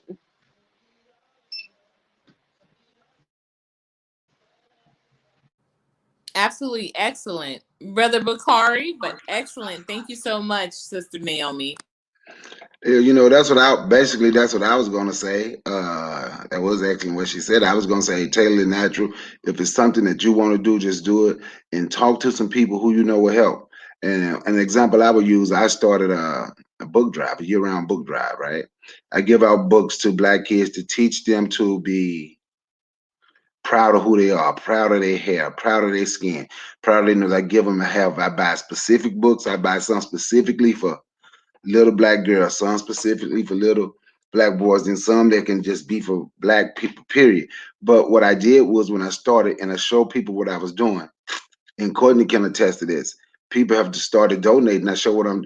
They started donating to me, helping me purchase more books, and now I'm purchasing Black comics, showing our people being heroes, superheroes.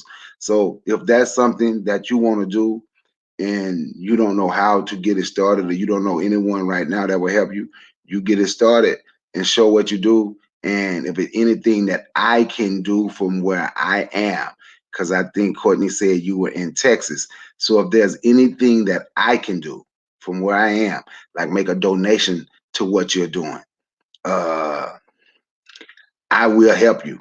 And that's the truth. If I know someone who I can introduce you to in Texas, health and wellness is eating right and exercising, make the exercises fun for the kids, ride bikes. They might like to ride bikes with them, get them into some type of sport that they might like, get them into boxing. Might not want to box, but something like that where you're out there and you're interacting with them, and you just keep doing it until some people see you. But like I said, once you get it started, if it's anything that you need, and I can do it, I will do it.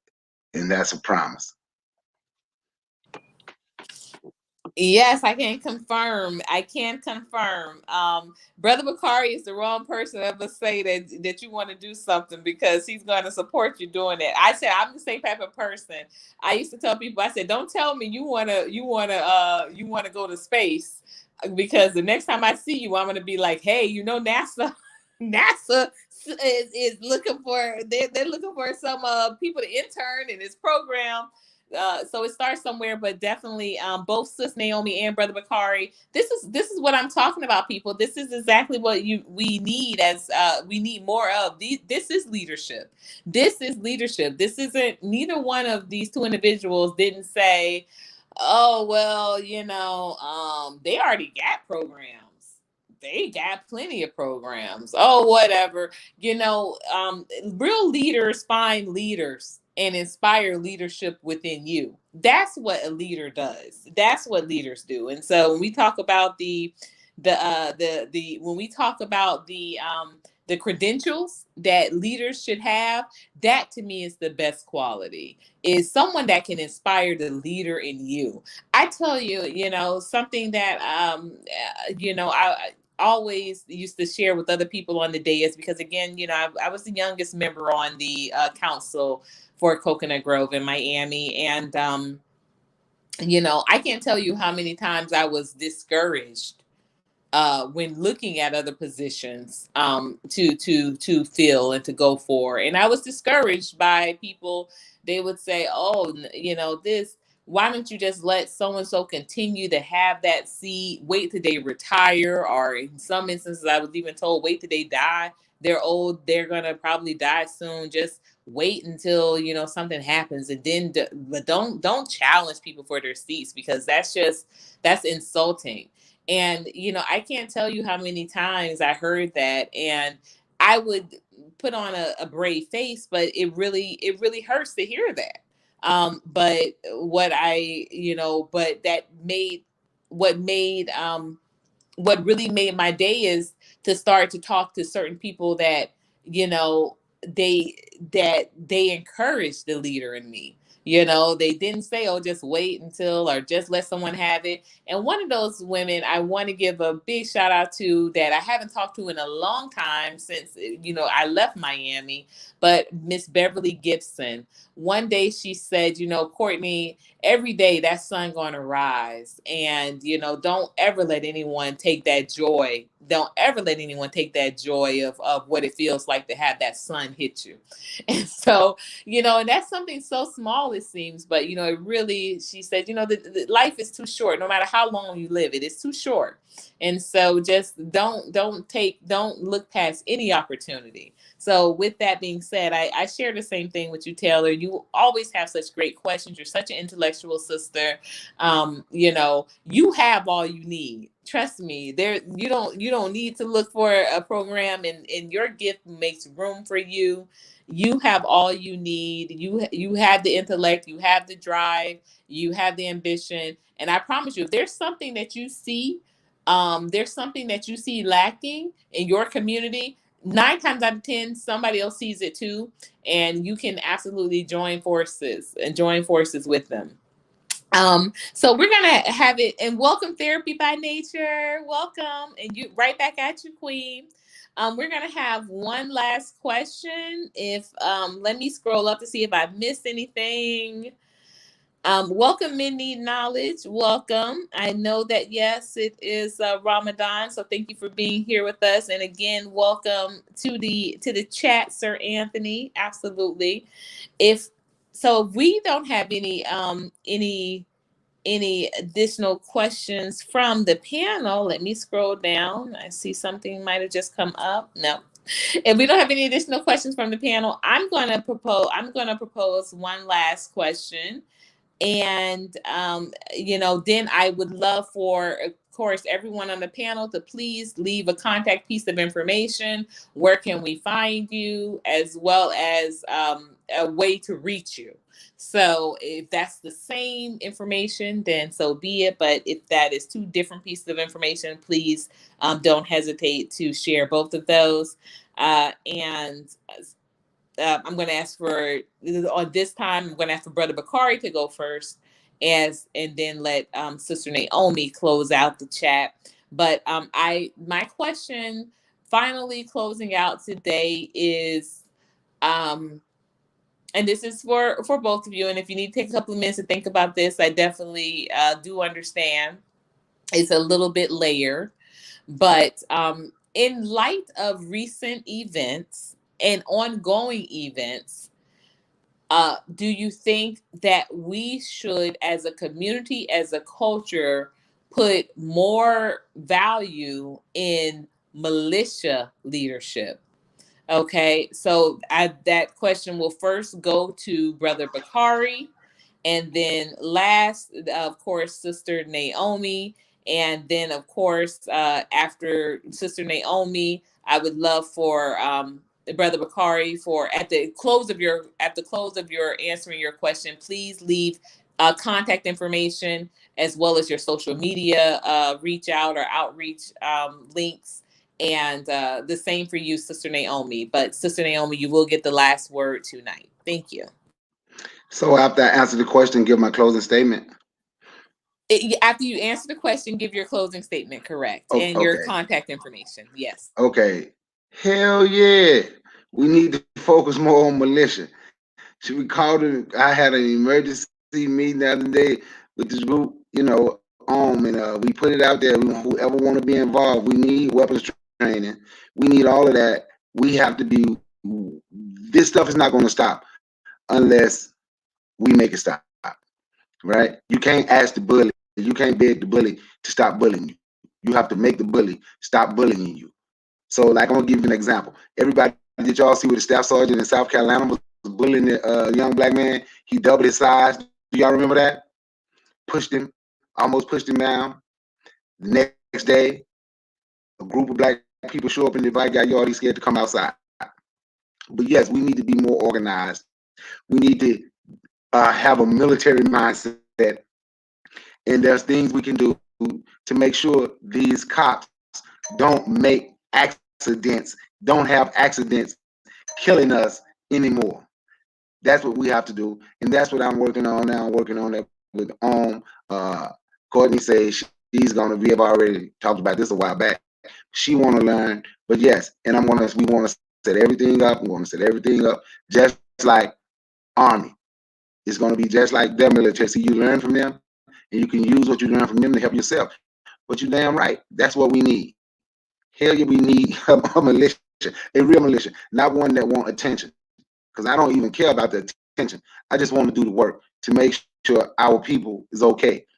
So that's what I have to say about that. And one more thing about leadership. This is what I wanted to say. Let me throw this in right quick. And we can't allow our leaders to be so power hungry where they will stay in leadership for 40 years. I ain't gonna call no organization name, but we got a leader out there now. He's in his 80s. Who is he grooming to come next? Then you got the other guy from the organization. He's in his mid 60s to late 60s. Who is he grooming to come next? But he's not, even though they're not true leaders for us. But I'm just saying, when we create what we're doing, we have to be willing to have someone next to us and grooming them so we can pass the baton. Because as the older we get, the more tired we get. Once you get a certain age, you are just there for advice. You're not there to leader anymore. I wanted to say that. And my channel is Brother Bakari. Y'all can find me on YouTube at Brother Bakari. Y'all should go hit that subscribe button and that notification bell. I have a show coming up. I'm dog tired. I worked hard today moving and stuff, but I was planning to do a show this evening tonight. Understanding relationships, race relations, understand relations, race relations, business relations, and group relationships. So we need to understand the difference. We need to understand the difference in each one of them. And I have one more thing that I want to say. It's something I learned today. I was talking to Courtney. I misjudged Courtney, and I apologized to her while we were talking. So I'm not just saying this on the channel. I've already said it to her. But I can tell you this, Courtney is real about what she's saying too. And I know I didn't have to say this, Courtney, but I want to tell you again live on your platform. I do apologize. Now, I will yield the mic. Oh yeah, my email is Bakari, Bakari, Bakari Promising at gmail.com. Bakari Promising at gmail.com. And my YouTube channel is Brother Bakari. Now, yeah, the mic is on you, Sister Naomi.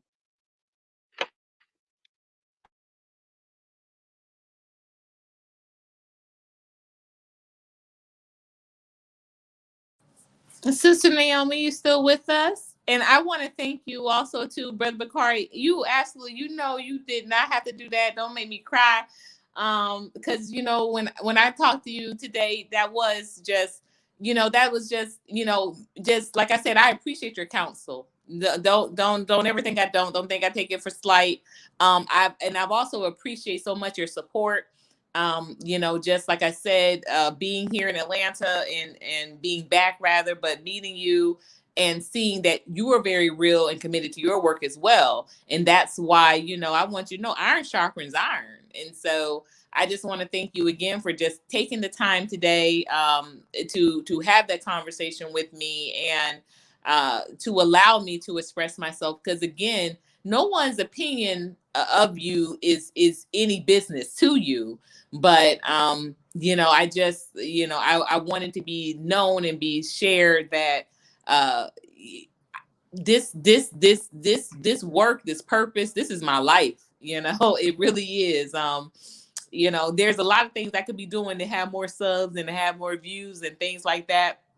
A lot of conversations I could be having on here to lead the drama, but I don't. I want this platform to continue to be about glowing up and to be about my father's business, and my father, in heaven, as well as my father here on earth. Y'all know Daddy Richard, okay?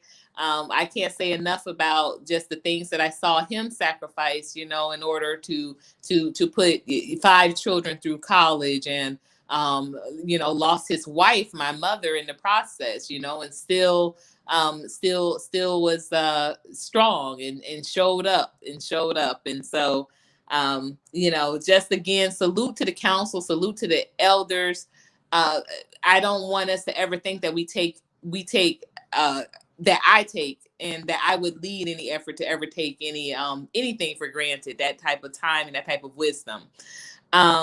Wanted to also share that yes, that was sweet, but wanted to also share that Brother Bakari, please make sure I did drop his email address, guys. That's bakaripromising@gmail.com. But make sure you all please tune into his channels, because his his topics are so on time and needed. And he is absolutely correct. Not only have I committed to learning how to handle firearms, and he gave me a little brief tutorial the last day of Kwanzaa, but also I've committed to having my children learn it. And I have not seen that video yet. So if anyone has it, please drop that link, the video, because Brother Bakari, you're the second person to tell me about that today, with the gentleman bullying the teen, and then the next day we were there for him like a village. I really appreciate seeing that. So last but not least, weighing into this topic, Sister Naomi, would love for you to weigh in your opinion on if, in light of recent and ongoing events, do you think that we should put more emphasis on developing militia leadership?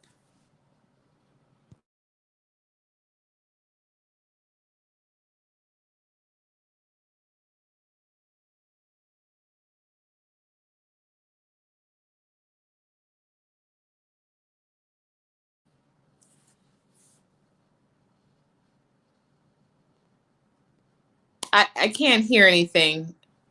Is anyone else? Can you hear? I can't hear. Is she on Okay. mute? Yeah, I think she might still be on mute.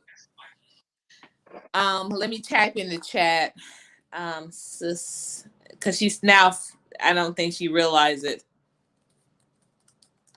And I'm going to type in the back chat too. And I also wanted to share, Brother Bakari, you should say the organization with the 80-year-old, because I when I was discouraged to run for Congress because I was told that Frederica Wilson had done such a fine job for 30 years, let her just stay in there for some more terms.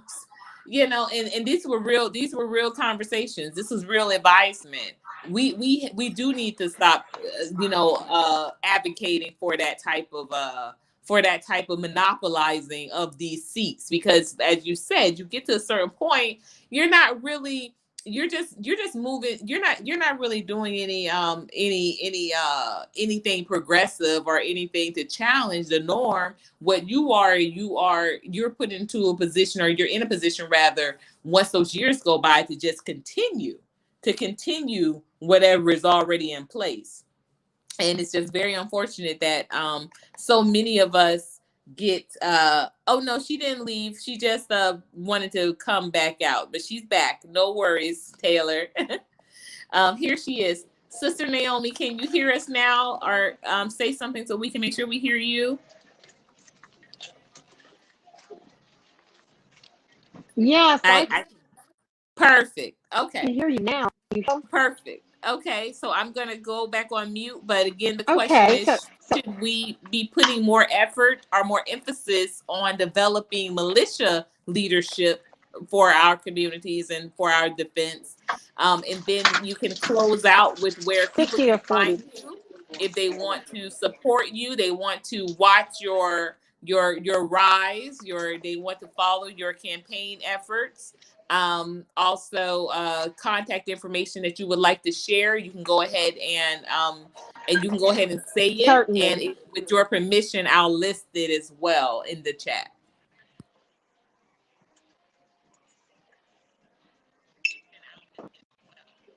Yes, that would work. That would work out perfectly well for me. And I did some interesting. I got a lot of egg on my face right about now because I was giving my spiel, just going on and on about the answer to the question, and um, lo and behold, not transmitting. But I'm fortunate enough to be affiliated with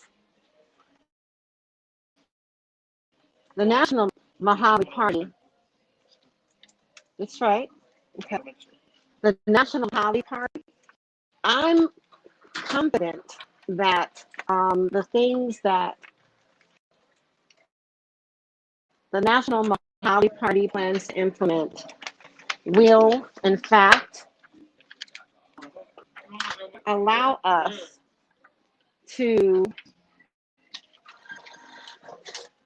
put the process of begging the majority class to stop killing us, begging them to include us, et cetera, et cetera. I know I mentioned those things before, but the party has this sensational plan to accomplish a nation for Black people, created by Black people. And one of the major goals within the plan is to create what's called safe cities. And I'm confident that once we accomplish these safe cities and have the mechanism in place for Black people to feel safe, and we often say there's no safe place in the United States for a Black man, a Black child, a Black teenager. And it's so disheartening. But at the end of the day, when you think in terms of our most recent current event, the murder of Mr. Wright, it is what it is. We need our own, and the time is now to accomplish our own. And again, once we accomplish that, I mean, we have, like Bakari has already stated, we have sensational, astonishing Black people that know how to send a rocket into space, that know how to develop a cure for diabetes. We have individuals with that kind of know-how within our culture. So accomplishing our own nation will be nothing to do because our people are so intelligent and we can get this done. Optimistically in my lifetime. So I'm tired of begging them to stop killing us. I'm tired. I'm tired of begging to be treated equal. I mean, I know that, I'm far greater. I know that. But when it comes, when the rubber hits the road, we have to be a gazillion times smarter to be considered. We have to be a gazillion times. We have to make ourselves a gazillion times dumbed down to be considered. And that just isn't fair. It shouldn't be that way. We should be able to do our thing because we have the wherewithal, the capacity to do it. And I hope I'm still transmitting. I've been kind of rattling there, but yeah, We hear my you loud and clear. Yes. contact information. Yes. Okay, so please consider the National Mahali Party. And Courtney, of course, can share more about the it's just it is quite impressive what the National Mahali Party plans to accomplish. And just go to mahaliparty.org and kind of, get in more information. And my hope is that you will consider joining the National Mahali Party. You may join out loud, you may join anonymous, it's up to you. But again, at the end of the day, this is a concept whose time has come.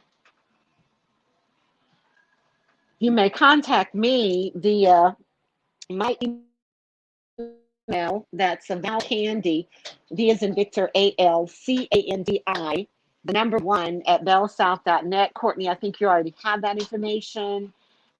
And I would be more than happy to exchange with you farther and just gain more enlightenment from my association with you and with the Glow Nation, Courtney. Absolutely. Well, you are officially a member of Glow Nation. So welcome to the Glow. Hey, y'all better recognize. Y'all better We have recognize. to get you a glow I know I torch. can be You all, silly too. I'm going to actually I have a torch back at my home that we did for one of my Youth Empowerment Summit grand finale shows. But I'm gonna have to get the light bulb put on top because of right now it's a little flame, and I'm gonna have to make that my scepter, y'all. So again, I want to thank everyone for just coming out today, for everyone for being a part of this lively conversation and discussion. Um, I can't tell you how much what this literally does for me. Y'all know I don't have a TV. So having these engaging conversations, these discussions, and then being knowing that I'm part of a network that is not just talking about it, but we're being about it, we're doing it. That means so much to me. That adds so much value to my life. To be able to also show my children. My daughter said to me, and I got distracted and I rambled a bit earlier on when I wanted to share this. But my daughter said to me, and I want to close with this quote, y'all. She said, it means a lot to her that I'm still going after my dreams because that makes her know that she can still go after hers. Y'all, don't make me cry. Like I said, Brother Bakari already got me a little worked up. So I'm not even gonna go back on camera. I'm I'm the youngest of five, so I'm a sensitive mess. But I just want to encourage all of you all again. Y'all know what to do. Until next time, make sure you glow up. I'm going to leave this stream up just a little longer so that we can continue, so that everyone can grab that information that is in the chat. Please don't let this time on these panels and the Glow Nation conversations, don't let this be the only time that you interact with one another. This is what it's all about, you all. As Sis Naomi said, as we say in the Mahali Nation party, as we also say in the time is now. Our time has come. Let's not take any second for granted and be like Beverly Gibson said. If that sun rises every morning, I'm gonna take joy I'm going to take joy in it, and let's continue to connect. And because that's the only way we can really progress. We progress together. If we want to go far, go together. If you want to go fast, go alone. But if you want to go far, you go together. Team Black, y'all, and all that good stuff. Until next time, y'all know what to do. Glow up. Reach out to one another. Remember, your torch is good for lighting the path for others. It's not just for yourself. Until next time, and y'all know where to find me. groupglowup@gmail.com, coloredonlycafe.com. If you haven't signed that change.org petition, I'm going to put that link back up. And you all know, if you ever want to support anything that I'm doing, please know that it goes very well into making sure that I have the best products available for the Colored Only Cafe, making sure I'm able to support the efforts of the studio here, as well as bring you all the best content, the best show possible. So make sure you grab some information. Please make sure you reach out to one another and continue to be the light in somebody's day.